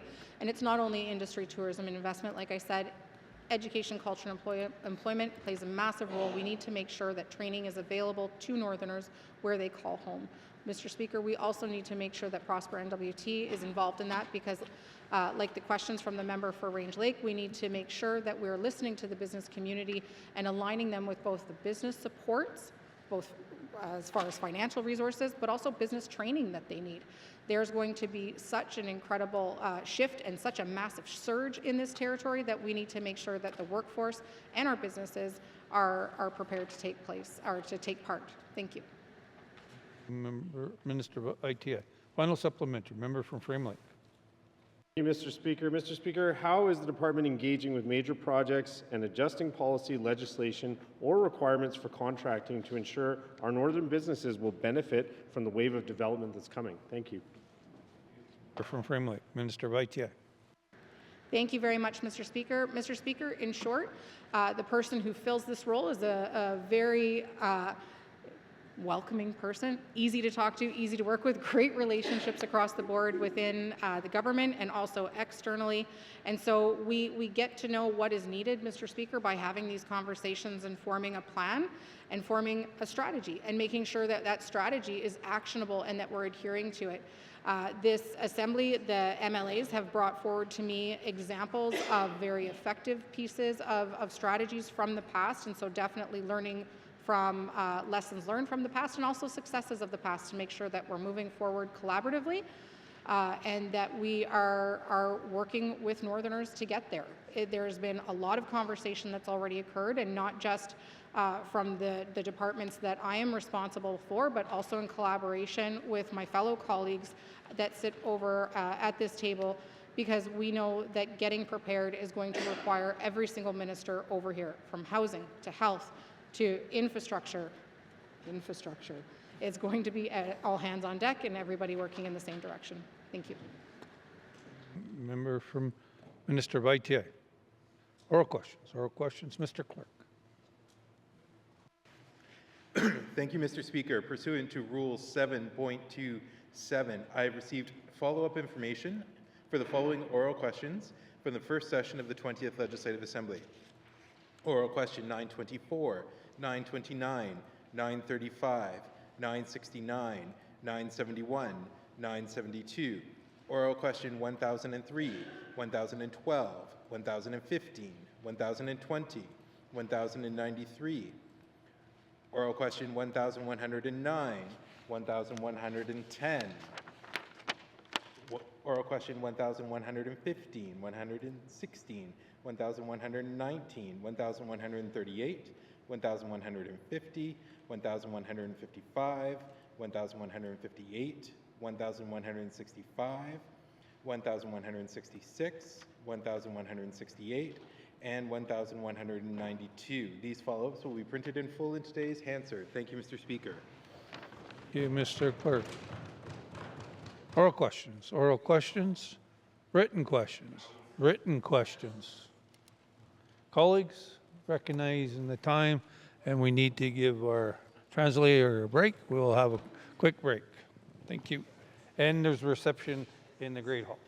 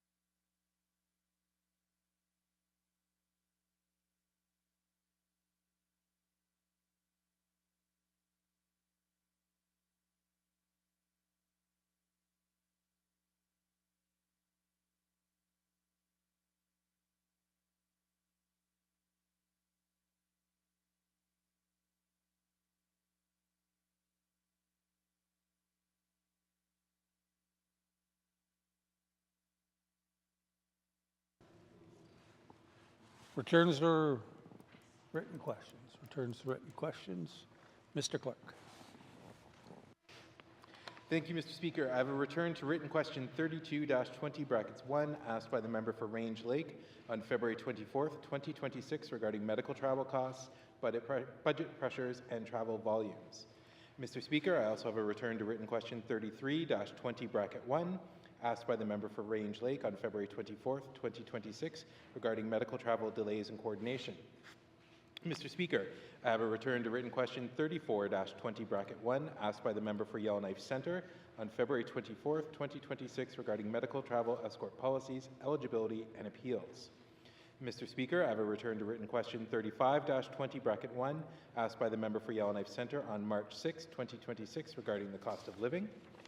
Mr. Speaker, I have a return to written question 36-20(1) asked by the member for Yellowknife Centre on March 6, 2026 regarding the senior envoy.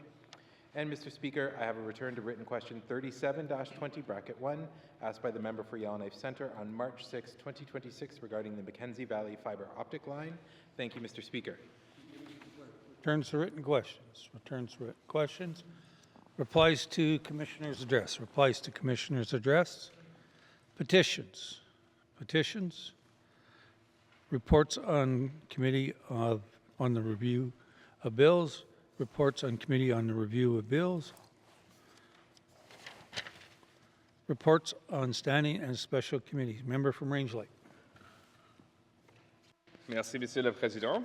Your Standing Committee on Public Accounts is pleased to provide its report on the review of the 2024-25 Public Accounts Number 2, Community Government Infrastructure Funding Arrangements, and commends it to the House.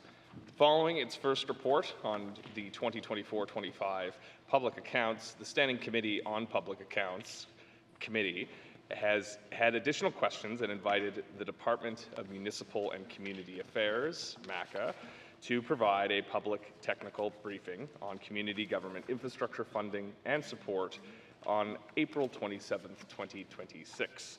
MACA manages a $282 million community infrastructure funding portfolio that combines annual funding streams with long-term federal programs to support projects across all NWT communities. The committee examined whether funding structures and supports ensure equitable access, value for money, timely delivery, and transparent reporting. MACA has introduced training and a new asset management system to support capital planning, but low uptake suggests gaps in training, follow-up, and ongoing support, particularly in communities facing staff turnover and limited local capacity. Committee emphasized that effective delivery depends on accessible, relationship-based training and concluded that a standardized regional approach with consistent in-community support is needed and makes the following two recommendations to the Government of the Northwest Territories. Recommendation 1, the committee recommends that the Government of the Northwest Territories implement a circuit-style training and support program that delivers regular on-site expertise to communities, supports local staff in their responsibilities, and builds long-term institutional capacity, including a train-the-trainer component to ensure knowledge is retained locally despite staff turnover. Recommendation 2, the committee recommends that the Government of the Northwest Territories increase community participation in the asset management system through ongoing training and a staged rollout approach with communities that opt in beginning participation within the life of the 20th Legislative Assembly. MACA identified that project delays are often caused by factors outside its control, including shifting community priorities, contractor shortages, and logistical challenges. Despite this, committee found that persistent capacity gaps within community governments and uneven access to departmental support contribute to delays and concluded that stronger regionally based support is essential to improve project delivery. As such, committee recommends recommendation number 3.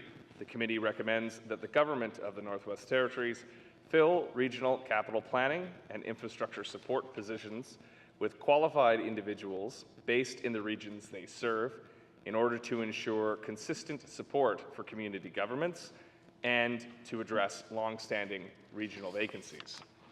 Committee's report highlights prior recommendations to strengthen community capacity through dedicated funding and technical supports, noting that increasing infrastructure demands place a disproportionate burden on smaller governments.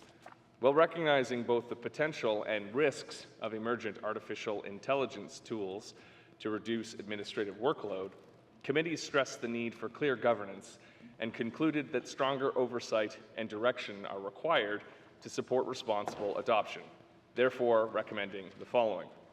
Recommendation 4, the committee recommends that the Government of the Northwest Territories take an early adopter and structured approach to the use of emergent artificial intelligence as part of its community infrastructure support model, including developing a policy, rules, training, and safeguards for its use through the Office of the Chief Information Officer.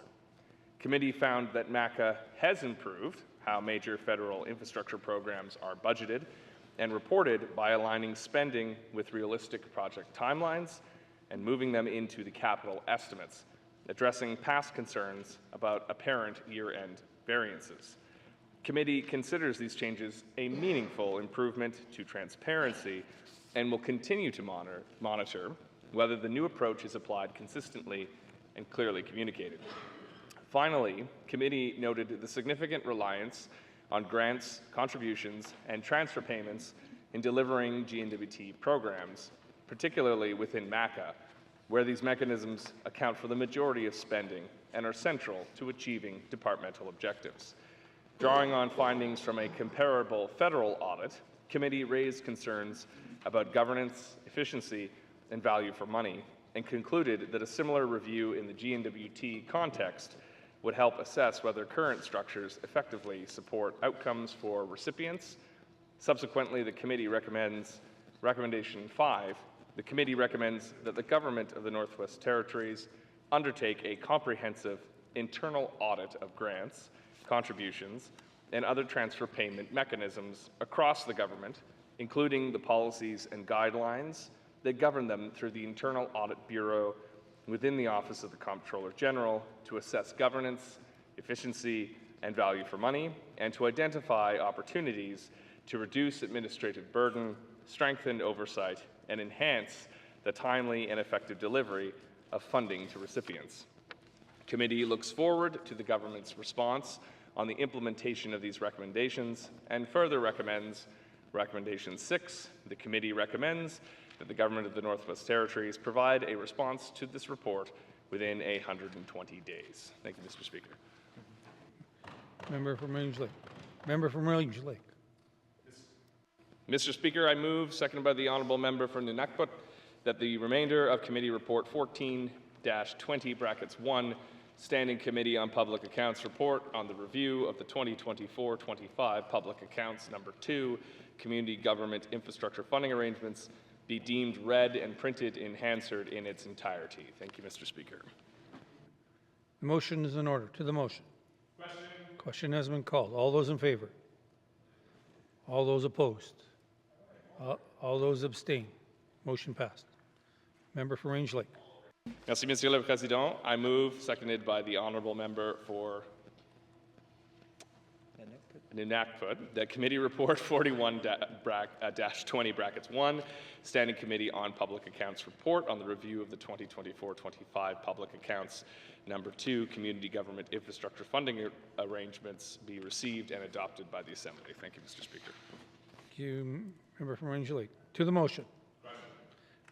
Sorry, the motion's in order. To the question. Motion. Question has been called. All those in favor? Aye. All those opposed? All those abstaining? Motion passed. Member from Range Lake.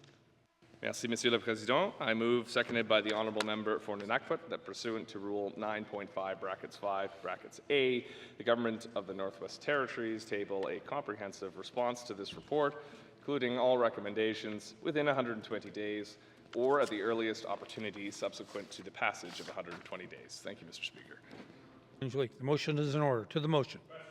Question has been called. All those in favor? Aye. All those opposed? All those abstaining? Motion carried. Reports on standing and special committees. Reports and standing special committees. Tabling the documents. Mr. Premier. Mr. Speaker, I wish to table the following two documents.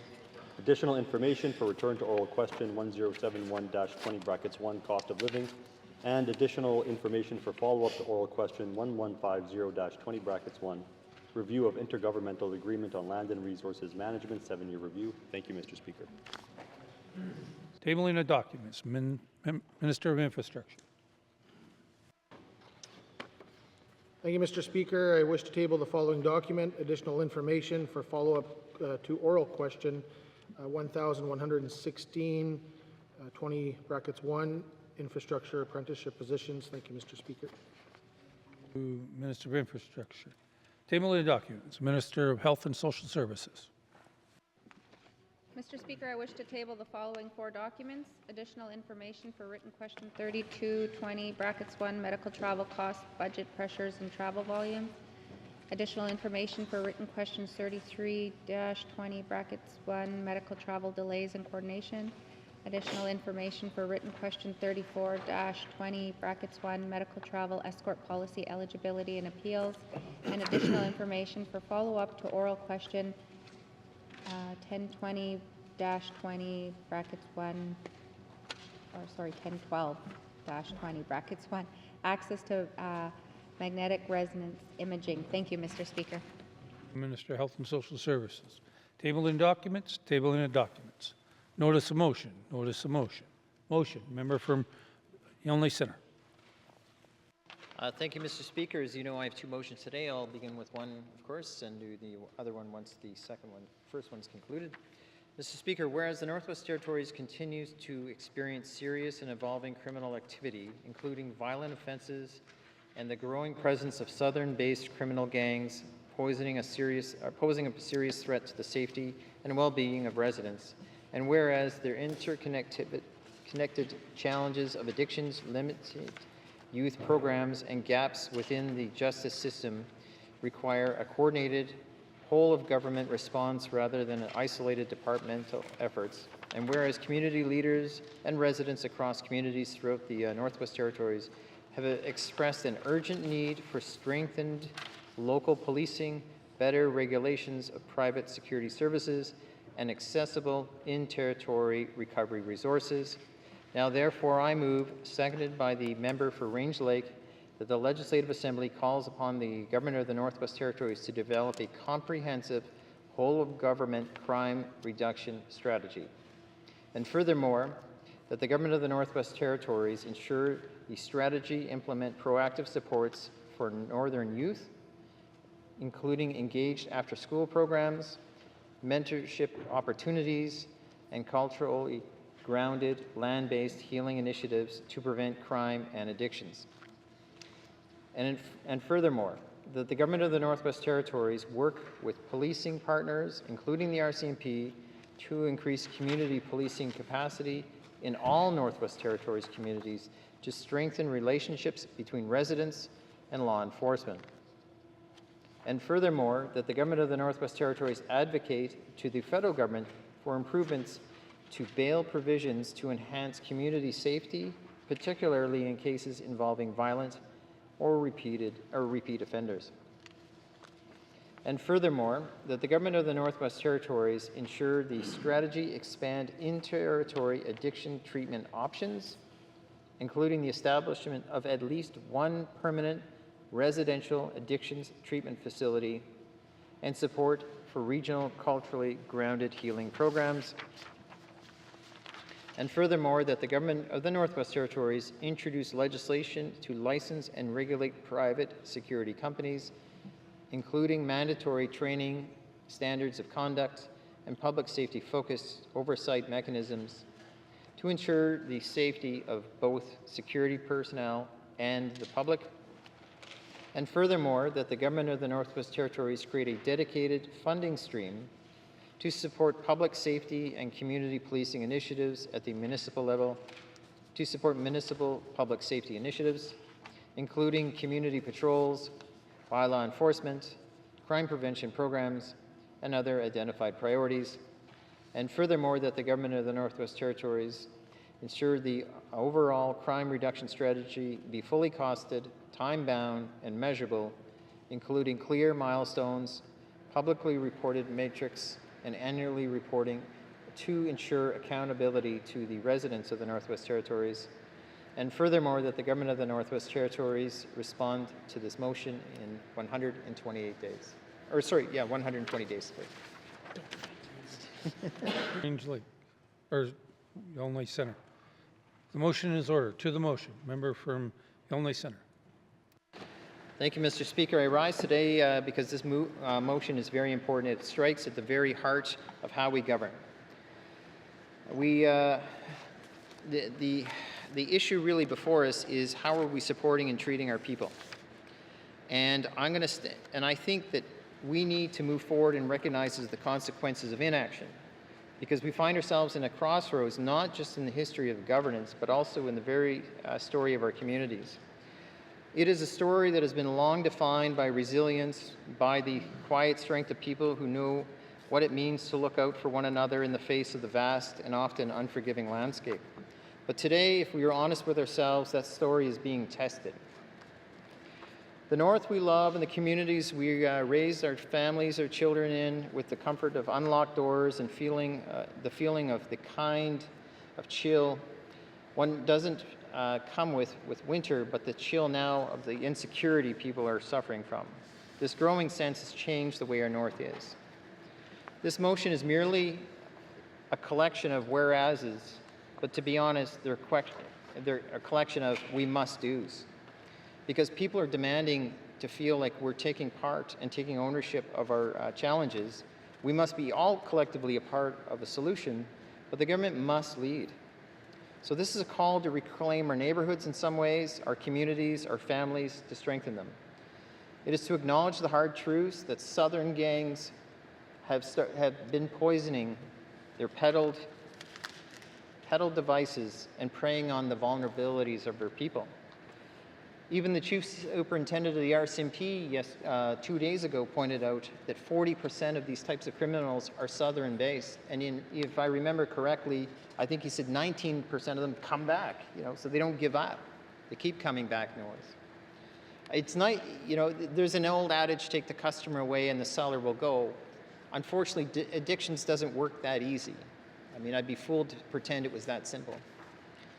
So we have to recognize this problem. We are now in a 21st century, but we're dealing with this in the 20th century silos. Mr. Speaker, we've seen the Department of Justice do its part. We know Health and Social Services trying to do their part, but the cracks between these silos are huge, and people are falling through them. When a young man in a small community loses his way, it isn't just a justice issue. It could be simply a housing issue of where it started. It may even be an education issue.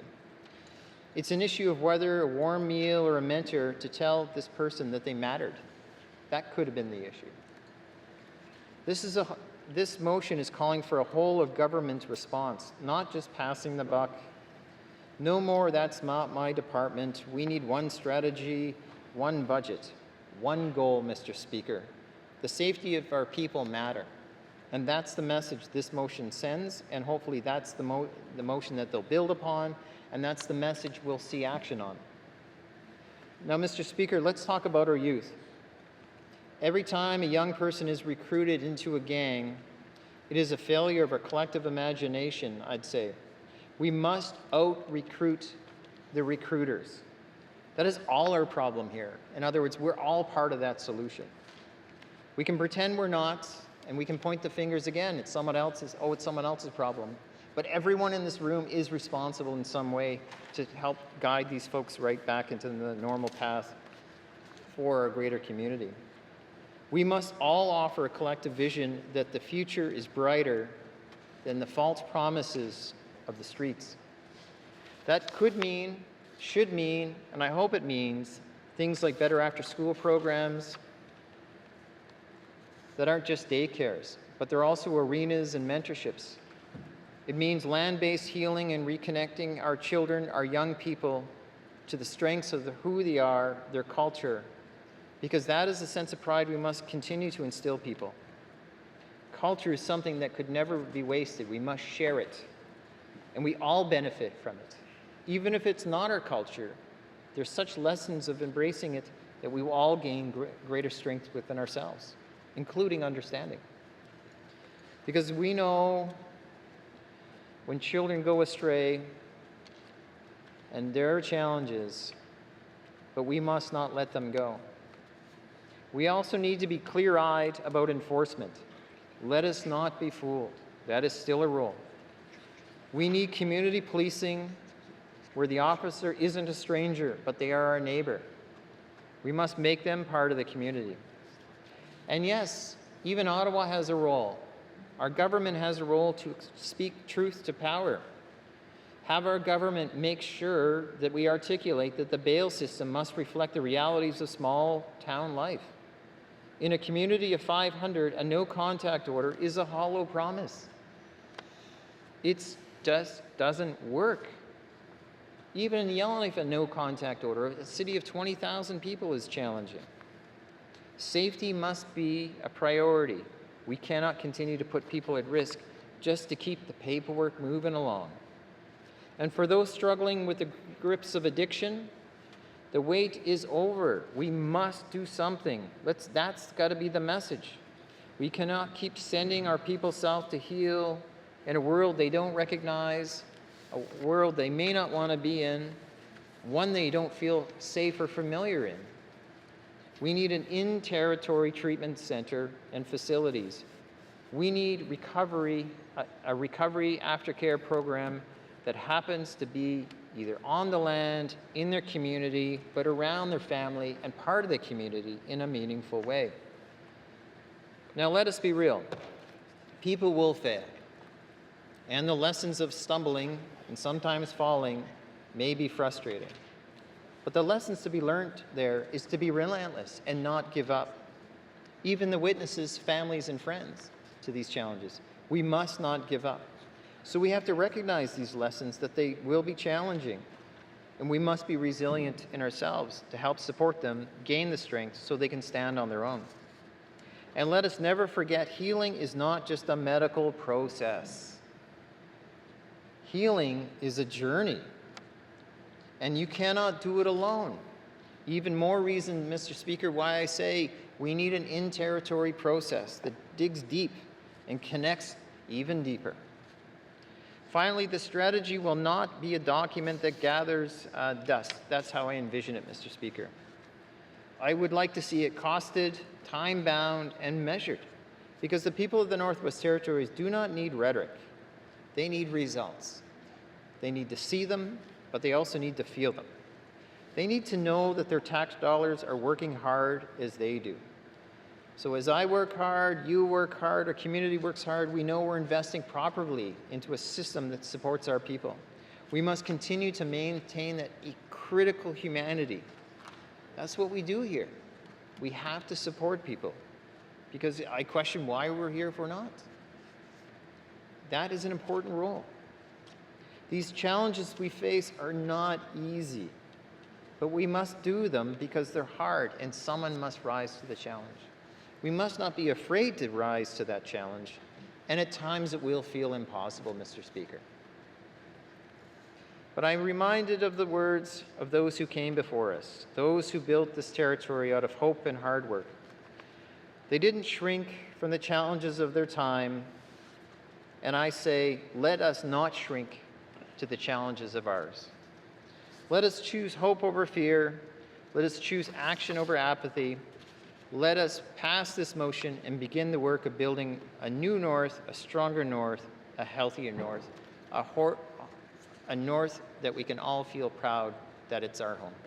Mr. Speaker, at the time I'll be requesting a recorded vote, so I don't forget. Thank you. Thank you, member from Yellowknife Centre. To the motion, member from Range Lake. Thank you, Mr. Speaker, and I'm pleased to stand in support of this motion as a seconder. And I want to commend the mover for crafting a very comprehensive motion for consideration that is detailed and it kind of hits every point that I think we've heard from the community on what we need to do to address these public safety concerns.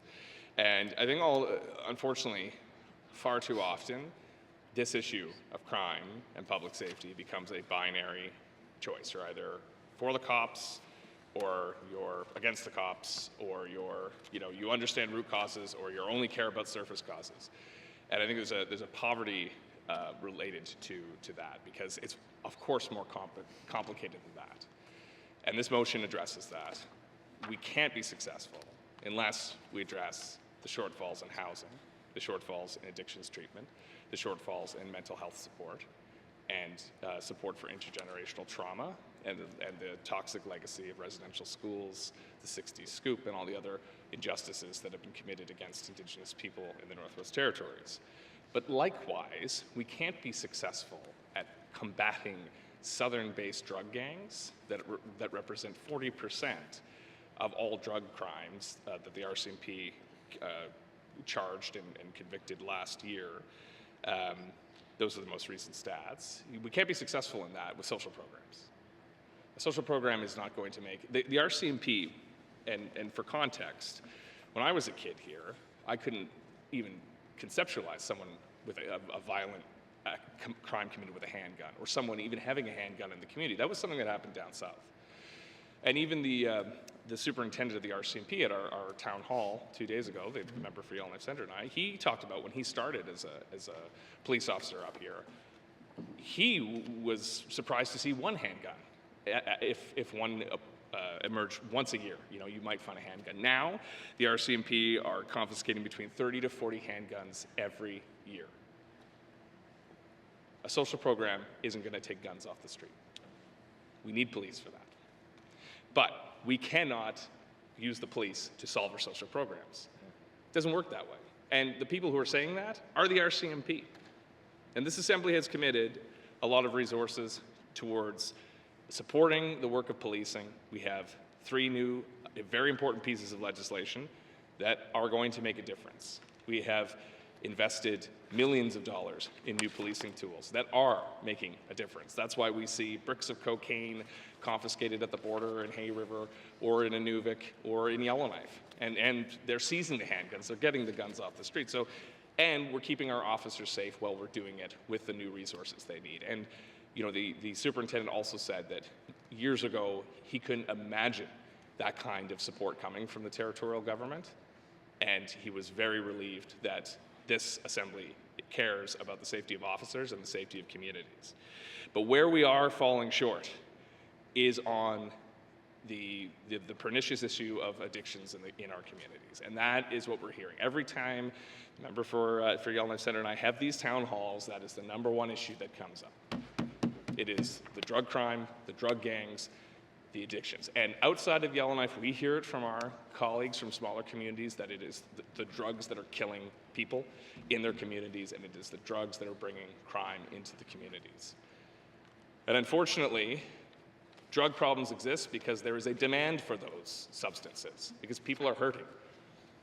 And it's true, a recovery journey is not an easy thing to do. It requires comprehensive supports.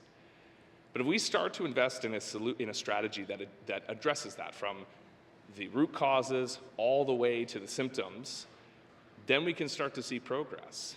And right now, we're doing a bit more at the top to support those policing resources. But we still have to align our efforts with those underlying conditions.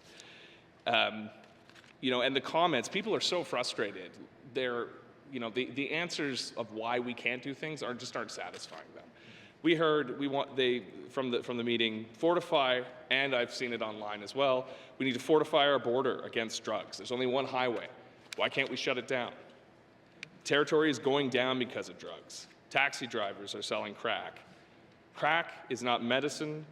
Small community people are killing each other, burning houses down. We're killing one another. I lost my child from drugs. What am I going to do?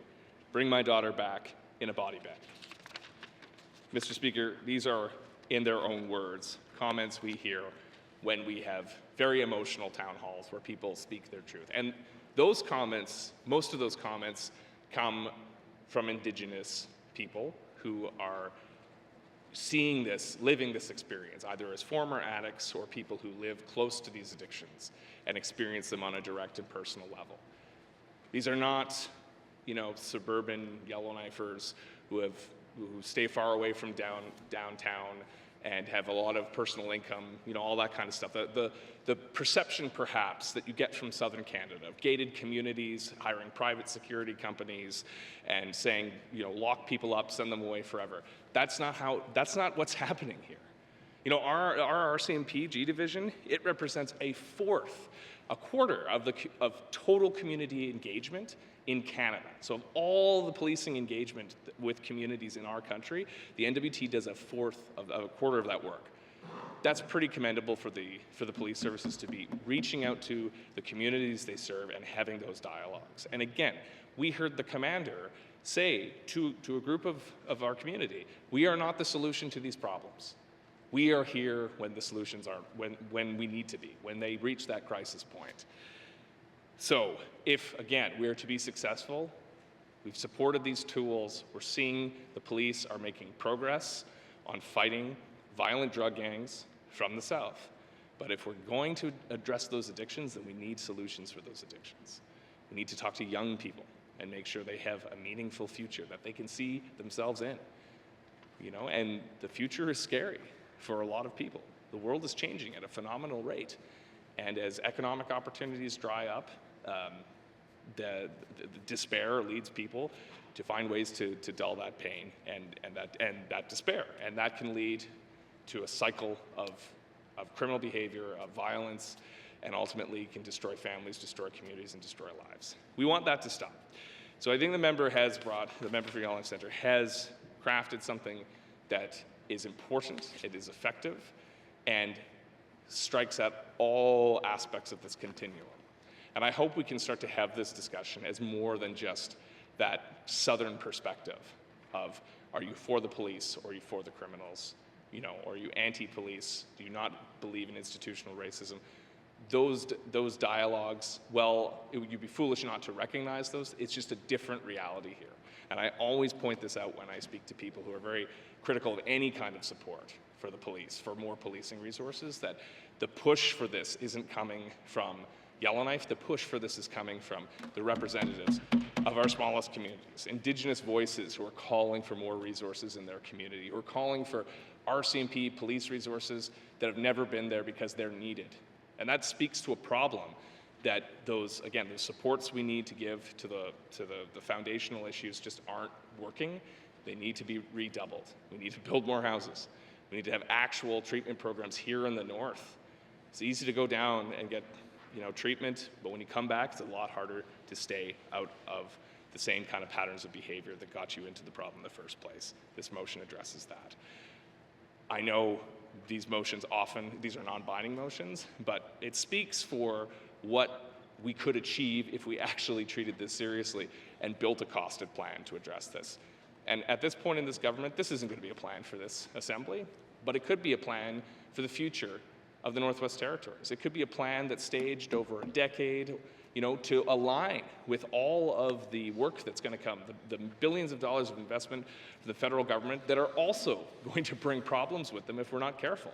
We see that in major developments, like Fort McMurray and the oil sands, how many drugs and illegal drugs came into those environments because people have easy money and great opportunities, and it's easy to get distracted.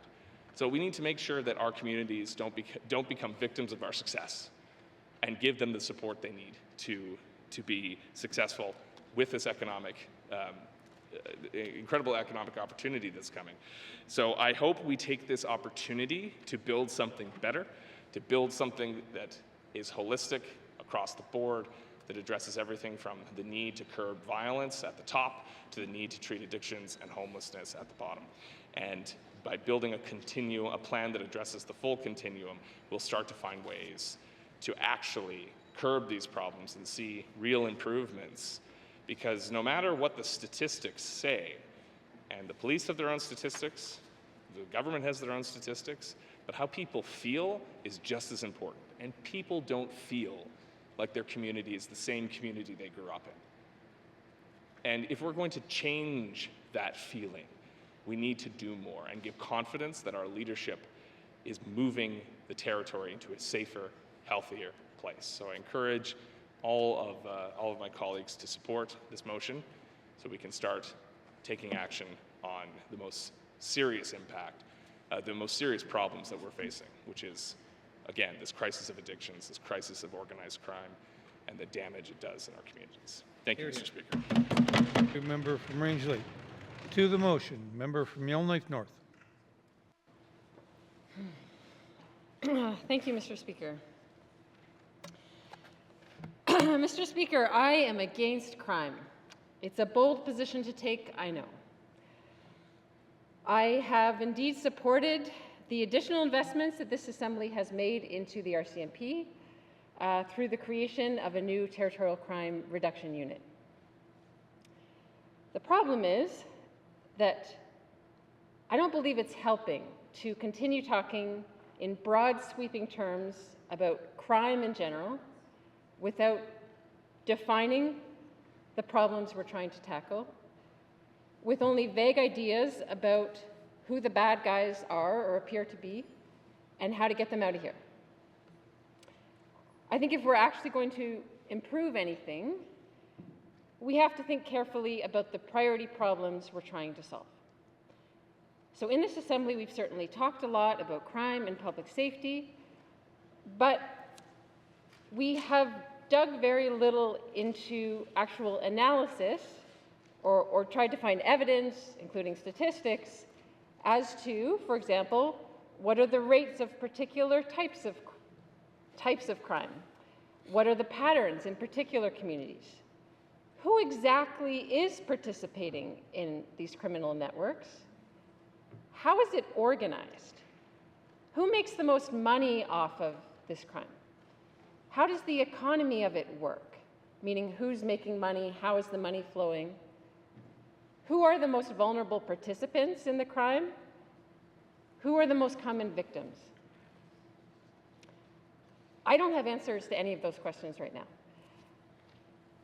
This motion I see as a mishmash of different assumptions, sometimes contradictory. It begins talking about the need to focus on violent crime and southern gangs. This implies a theory that the criminals in this territory are mostly foreigners from down south, gangsters, bringing their guns, I assume. I assume there's a desire to focus on illegal drugs, and certainly we've heard from the mover and seconder that that is intended to be the focus, but oddly, it's not even mentioned in the motion, although there is mention of addictions treatment. But the stat was cited that 40% of those being charged with drug trafficking are from down south, but I would flip that around and say, but 60% of those being charged are NWT residents. So I'm not sure how we could create an entire strategy around an assumption that most drug traffickers are from the outside or from down south. The motion talks about bail reform, implying that one main solution is to keep offenders locked up.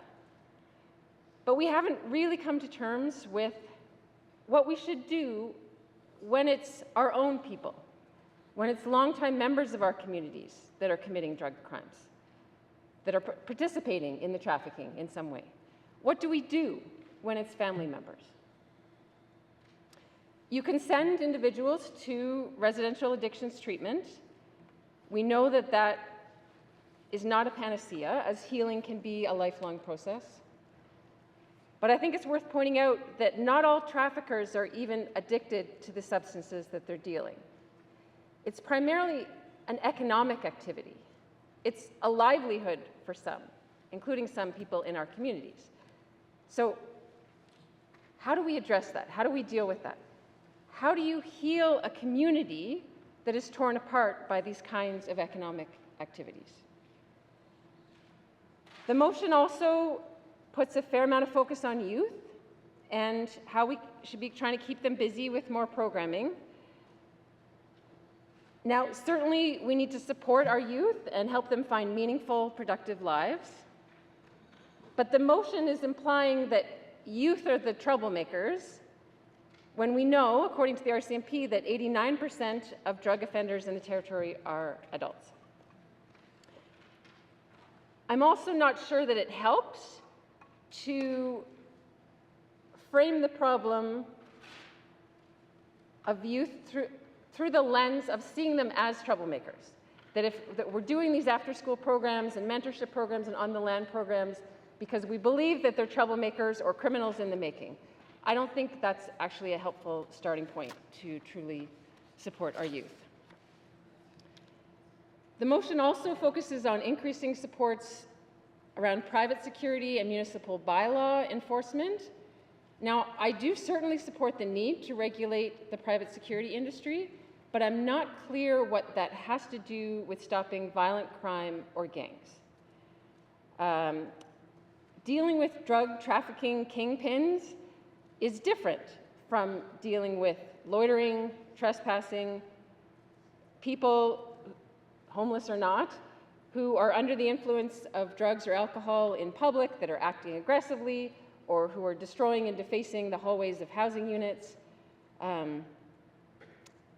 Different strategies and approaches need to be taken than when we're talking about how to reduce violent crime and, for example, drug trafficking. I also want to point out that when we talk about crime and public safety in these big sweeping terms, we tend to make certain types of crime invisible. Nowhere in this motion does it mention the extremely high rates of family violence in this territory, including intimate partner violence. Nowhere does it mention sexual assault or sex trafficking. Nowhere does it mention fraud or financial crimes. It also doesn't mention organized crime or organized crime networks.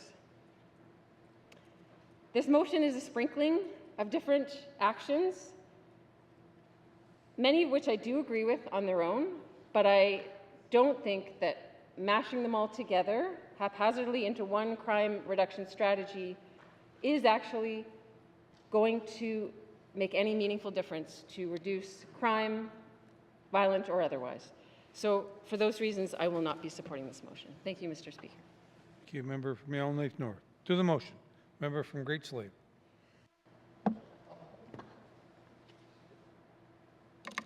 Thank you, Mr. Speaker. Mr. Speaker, I truly appreciated all of the commentary that came from the Mover and Seconders Town Hall. Specifically, the comments that NWT RCMP Chief Superintendent Dyson Smith shared with those present, including Cabin Radio, and I want to take most of my time speaking to this motion to share some of the Chief Superintendent's comments from an article that was published earlier today because I believe they are important. Smith said that the RCMP often interact with people who didn't get the help they needed somewhere along the way, like mental health or addiction supports. If there was an investment into a lot of these other programs, I would be the first one to say, take away some of the policing positions, said Smith. He said what police operations are successful at doing, even if they don't result in charges, is disrupting activities and discouraging further drug trafficking.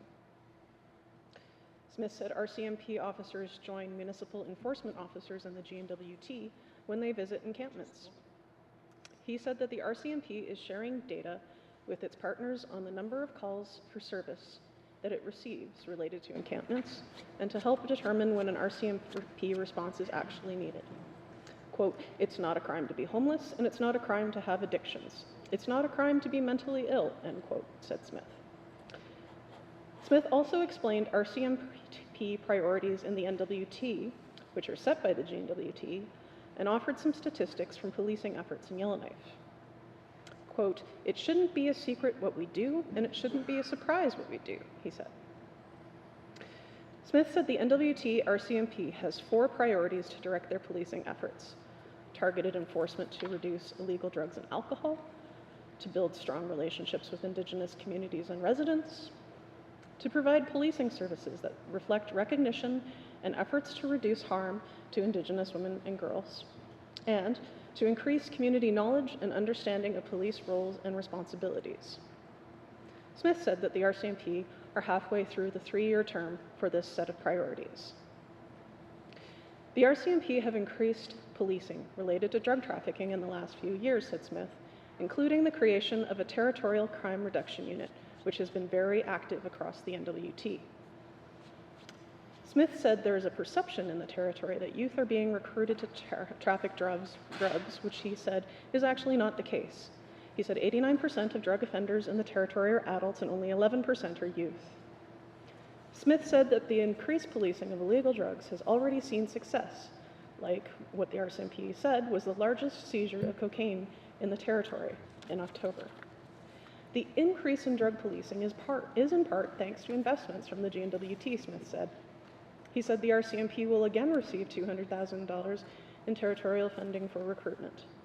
The salaries of members on the Territorial Crime Reduction Unit are also paid by the GNWT, he said.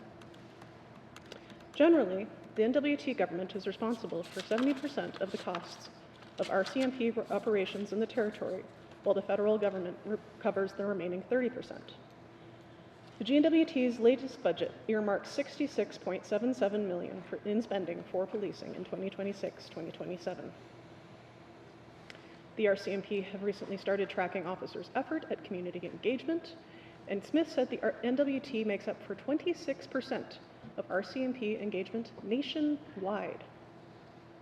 Speaking to policing in Yellowknife specifically, Smith said the number of calls for service has not changed much from 2024, 2025 to 2026, but alcohol and drug complaints in the downtown core went down 10% in that same period, from 4,126 to 3,614.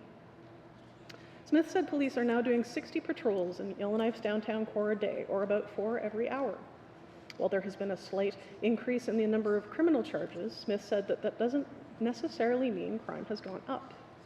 In 2024-2025, police laid 299 criminal charges in Yellowknife, and in 2025-2026, the police laid 352 charges. He attributes the increase to better luck with investigations.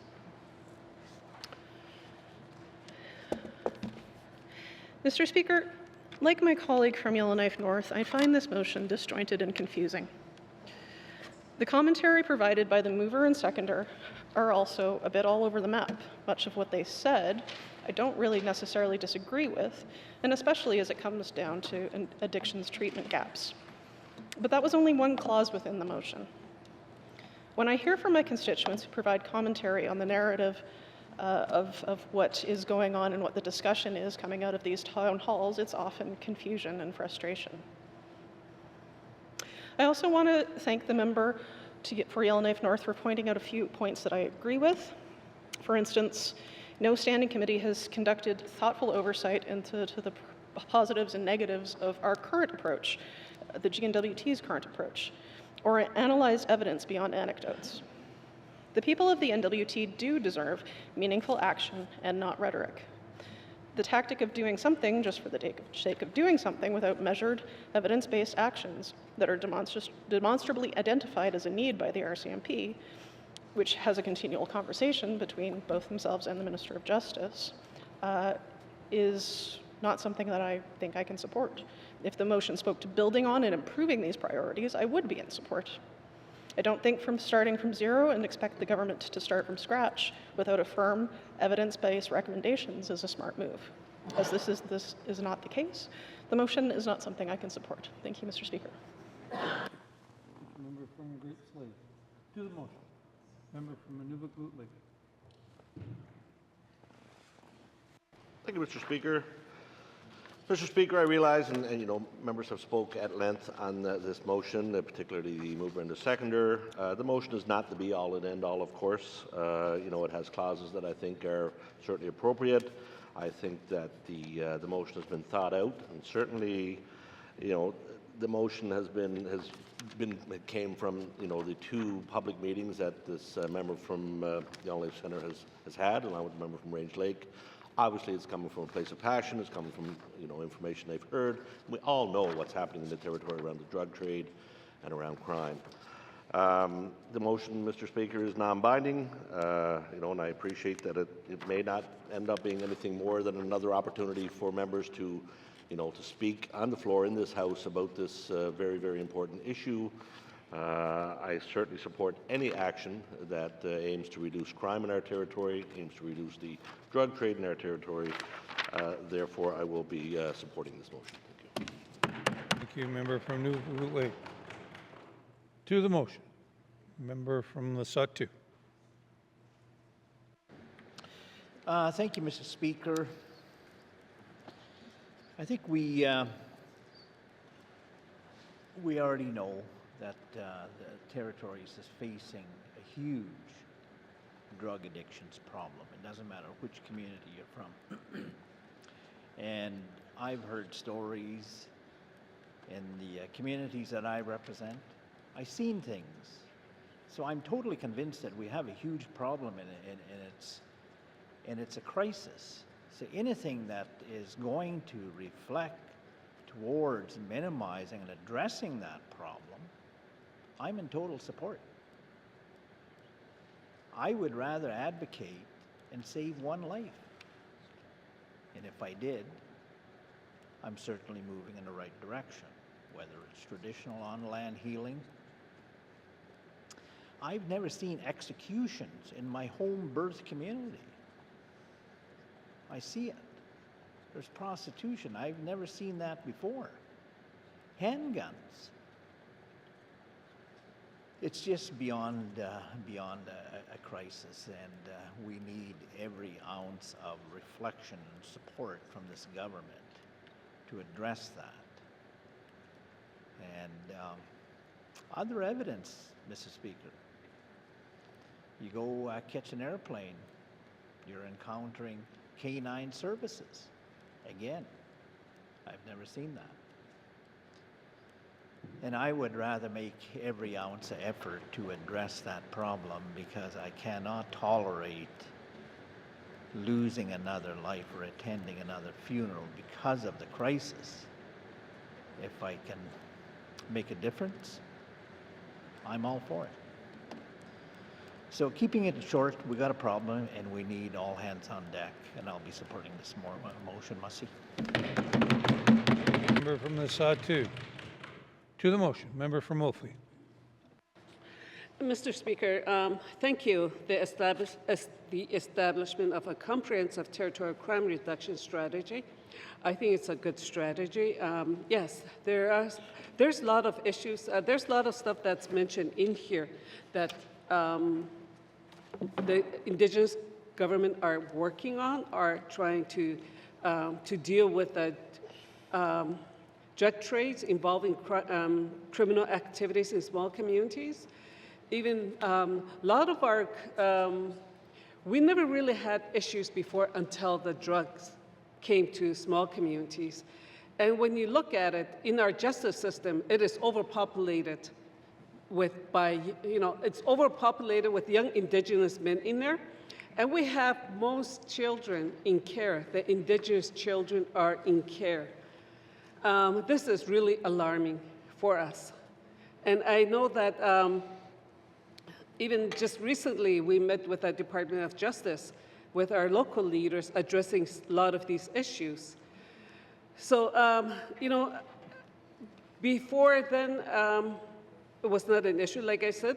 And the most vulnerable one that I see with criminal activities and drug trades are communities with no policing. I have 2 communities. There's a lot of issues there. They don't have a RCMP detachment there. And this is what the community really want to fight, to fight against these criminal activities involving drug trades. And there's a lot of that in the small community. So with this in mind, I do appreciate my colleague bringing this forward, and it's really greatly needed in small communities. We've seen where a house that cannot sit vacant for a long time. There's always A lot of break and enter that's happening in small communities. And a lot of children are in care, like I said. And there's a lot of prostituting. And all these things we cannot dismiss. You know, it's a serious issue, serious concerns for our community members. And some of these are young girls, young boys. And this is going to have an impact in the long term. You know, it's going to have a traumatic effect on their lives going into their adulthood. We need to stop it. We need to deal with it. We need to do something about it. With that in mind, I will support this motion. Thank you. Member from Mophly. To the motion, member from Mackenzie Delta. Thank you, Mr. Speaker. Anything to do with fighting crime or fighting against the drug trade, saving lives of our smaller communities and our regional centers and our capital. I would be, I'm in favor of making healthier communities, and I think this addresses some of these, or not most of all, the hurt that we're going through within our communities. I've addressed this in my member statement with how it's affecting our whole community. If one person comes into our community and starts to sell drugs to our community members, get our younger population involved as runners, and it hurts everybody. The money doesn't stay in our community. I don't know where the money comes from, but there's all sorts of crime being committed, break and enters and theft. So anything that deals with fighting crime or fighting against the drug trade, then I'm in favor of it, and I will be supporting this motion. Thank you, Mr. Speaker. To the motion, member from Frame Lake. Thank you, Mr. Speaker. Lots has been said about this motion. I'm going to keep my comments brief. Mr. Speaker, I think residents would appreciate and benefit from the government summarizing and assessing their crime reduction actions. It's certainly something that I do hear about from residents. Insofar as I'm interested in seeing that, I'll support the motion, though I do share some of the reservations shared by my colleagues. Mr. Speaker, I think the idea to have standing committee, particularly Standing Committee on Social Development, contribute to that analysis is a great idea, and I would definitely support that. I think if we're concerned about crime in the territory, digging into the analysis of what's going on, understanding the issues better is certainly the best way to get us towards effective solutions to the problems. I would encourage the government to continue engaging with the RCMP and committee to do the same, investigate root causes, increase resources where needed to address those root causes, because that is the ultimate solution to any crime, is just figuring out where it's coming from, what's causing it. I've spoken to that in the media before, I've spoken to it on the floor, reducing poverty, increasing education rates and literacy rates. These are the things that help people come on the path to a productive life. Mr. Speaker, if the government determines a territorial strategy would be beneficial, I would just want it to ensure that it is evidence-based and based on the assessments that were previously recommended. So I'll leave it at that. Thank you, Mr. Speaker. From Frame Lake. To the motion, member from the Decho. Thank you, Mr. Speaker. My region has, I've got reports indicating that I had a high crime rate and violent crime rate in the Decho region. So the establishment of a comprehensive territorial crime reduction strategy it's something that they're going to look at, they're going to examine things. To prevent, I always talk about prevention, and a lot of things that I bring up, health prevention, crime prevention stuff, initiatives and stuff. So I think, and listening to all my colleagues talk about how how this pertains to their areas, we need something comprehensive. We need something that's gonna move things along. And in my riding, we're dealing with a lot of drug people getting caught with drugs, either in the community or on the highway, and so there's we're really affected by drugs in our community and violent crime in my communities. So for that reason, I too will be supporting this motion. It's non-binding, so we'll see what happens to it. Thank you. You member from the Date Show. To the motion. Member from Mophie. Thank you, Mr. Speaker. Mr. Speaker, I failed to mention on May 1st, community of Bichico went through a lockdown involving drug trades, and that drug trades had gone wrong involving guns. It was posted on social media. In the school, the children did not go home until 9 that evening. And some of the children, I'm sure, you know, like it was on the media too, where some of the children, there's a young boy that I know and said, is my mommy okay? And that's not right. It's okay. So there is, so I was just saying that, you know, one of the young boy who at an early age was exposed to some form of violence said to the grandpa, is my mommy okay? So these, so I'm really glad, grateful that to my two colleagues for bringing this forward. Thank you. To the motion, member from Tabacha. Thank you, Mr. Speaker. Mr. Speaker, as this motion directs Cabinet, we will be abstaining from the vote. Thank you, Mr. Speaker. From Tabacha. To the motion. Question has been called.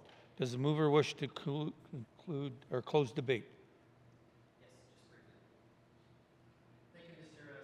As brief as I can, but I mean, I'm not going to come too hard on this. First off, I want to thank the colleagues. I'll start with the MLA for Range Lake for supporting the motion to get it on the floor, and certainly my community colleagues for their support on the initiative, and of course the Yellowknife colleague. I think it's important to say that this motion wasn't drafted in isolation. I didn't go into a dark room by myself with a pen and crayons and come up with something. I actually used some of advice I got from the RCMP. I also used some advice that we got from our technical expertise in this building. I won't go too far into that detail, but so it was those types of people that provided me the inspiration and wording and how to point stuff out. I do want to highlight a couple areas because the crime, the crime severity index has gone up 128% over 2021 to 2024. In just a few years, it spiked up 128%, Mr. Speaker.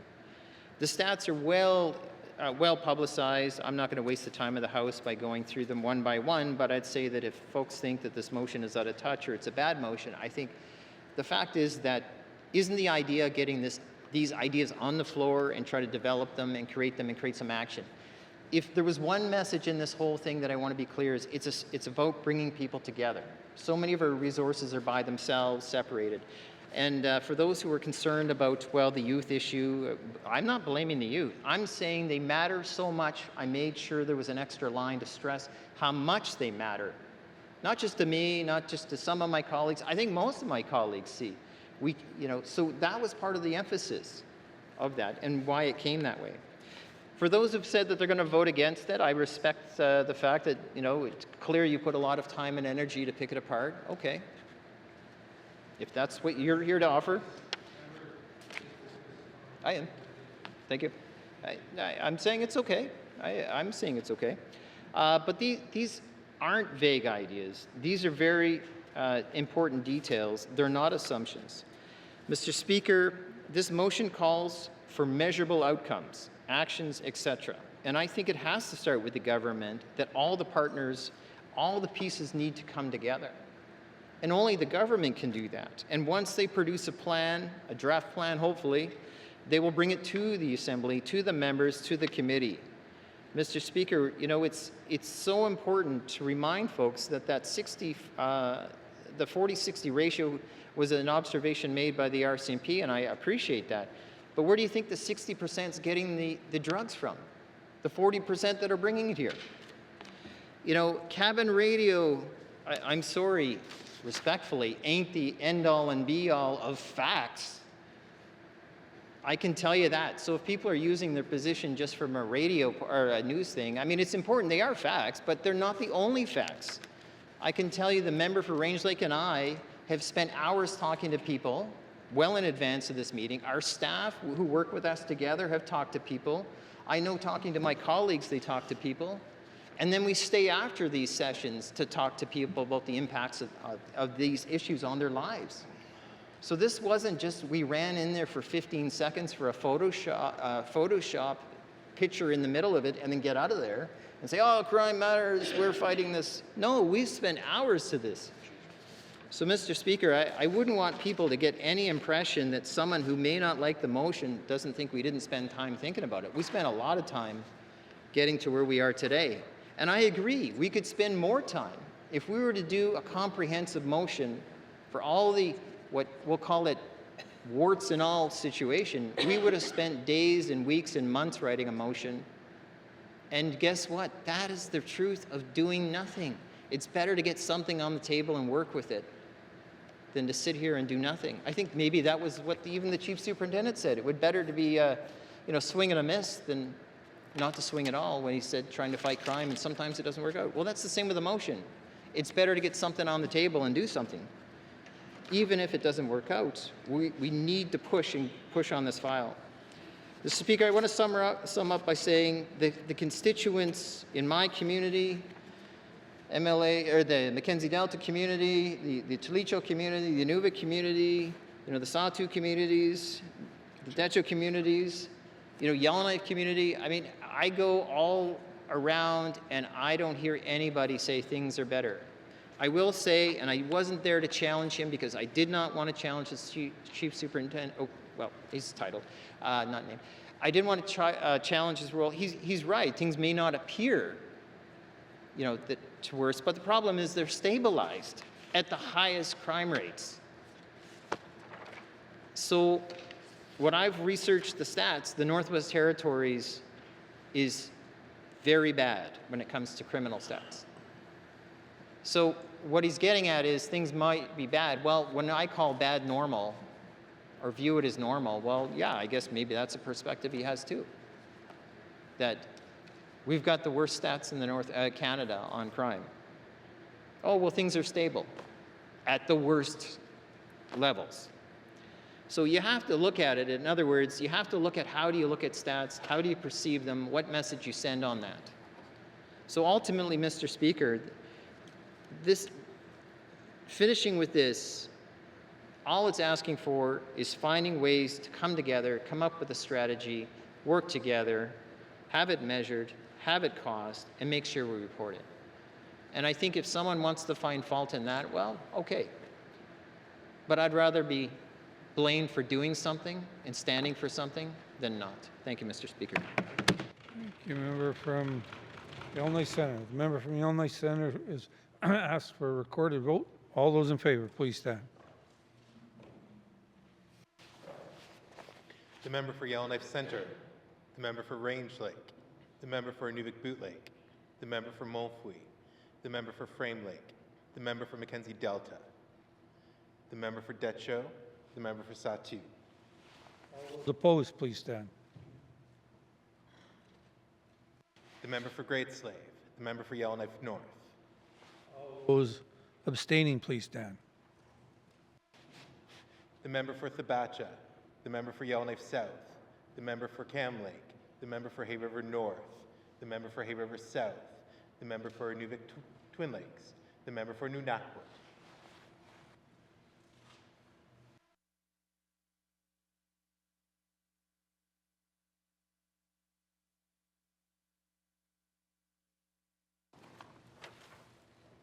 All those in favor, 8, opposed 2, abstentions 7. Motion is carried.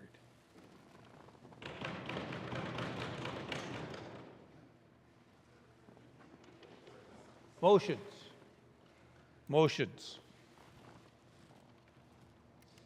Notice of motions, first reading the bills. Minister responsible for WSCC.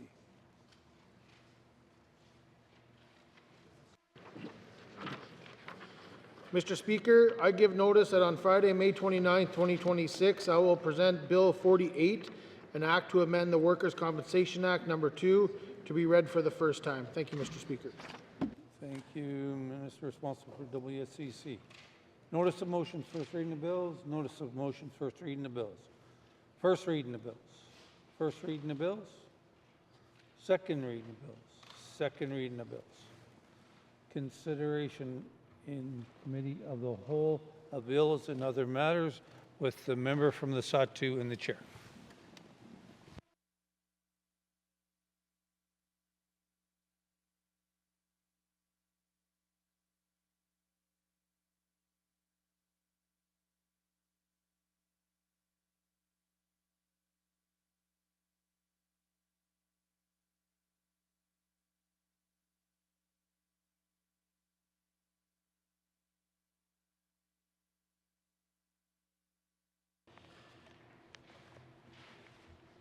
Members, we will now call Committee of the Whole to order. What is the wishes of the committee? Member from Boot Lake. Thank you, Mr. Chair. Mr. Chair, I move the chair rise and report progress. Thank you.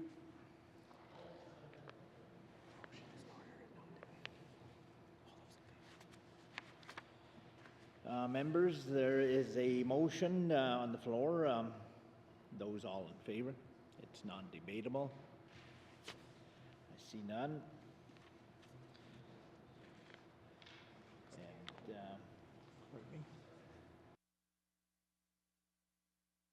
okay, the motion is carried, and I will now report progress.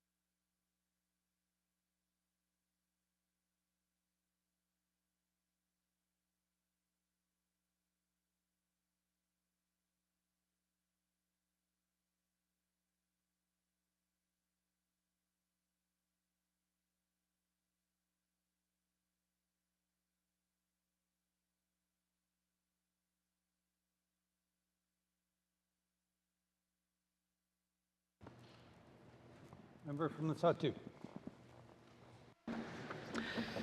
Mr. Speaker, your committee has been considering Bill number 3, table documents 445-20 brackets 1, table document 453-20 brackets 1, and would like to report progress. And Mr. Speaker, I move that the report of the Committee of the Whole be concurred with. Mussey. Member from the Satu. Can I have a seconder, please? Member from the Date Show. All those in favor? All those opposed? All those abstaining? Motion carried. Reports on Committee of the Whole, reports on Committee of the Whole. Third reading of bills. Third reading of bills. Orders of the day, Mr. Clerk. Thank you, Mr. Speaker. The Standing Committee on Government Operations will meet at the Rise of House. Orders of the day for Thursday, May 28, 2026, 1:30 p.m. Prayer reflection, minister statements, member statements, recognition of visitors in the gallery, notices of motion, motions, returns to oral questions, acknowledgements, oral questions, written questions, returns to written questions, replies to the Commissioner's address, petitions, reports of committees on the review of bills, reports of standing and special committees, tabling of documents, notices of motion for first reading of bills, second reading of bills, consideration in committee of the whole of bills and other matters, Bill 3-20(1), table document 445-20(1), table document 483-20(1), report of committee of the whole, third readings of bills, orders of the day. Thank you, Mr. Speaker. Thank you, Mr. Clerk. This House stands adjourned until Thursday, May 28, 2026 at 1:30 p.m.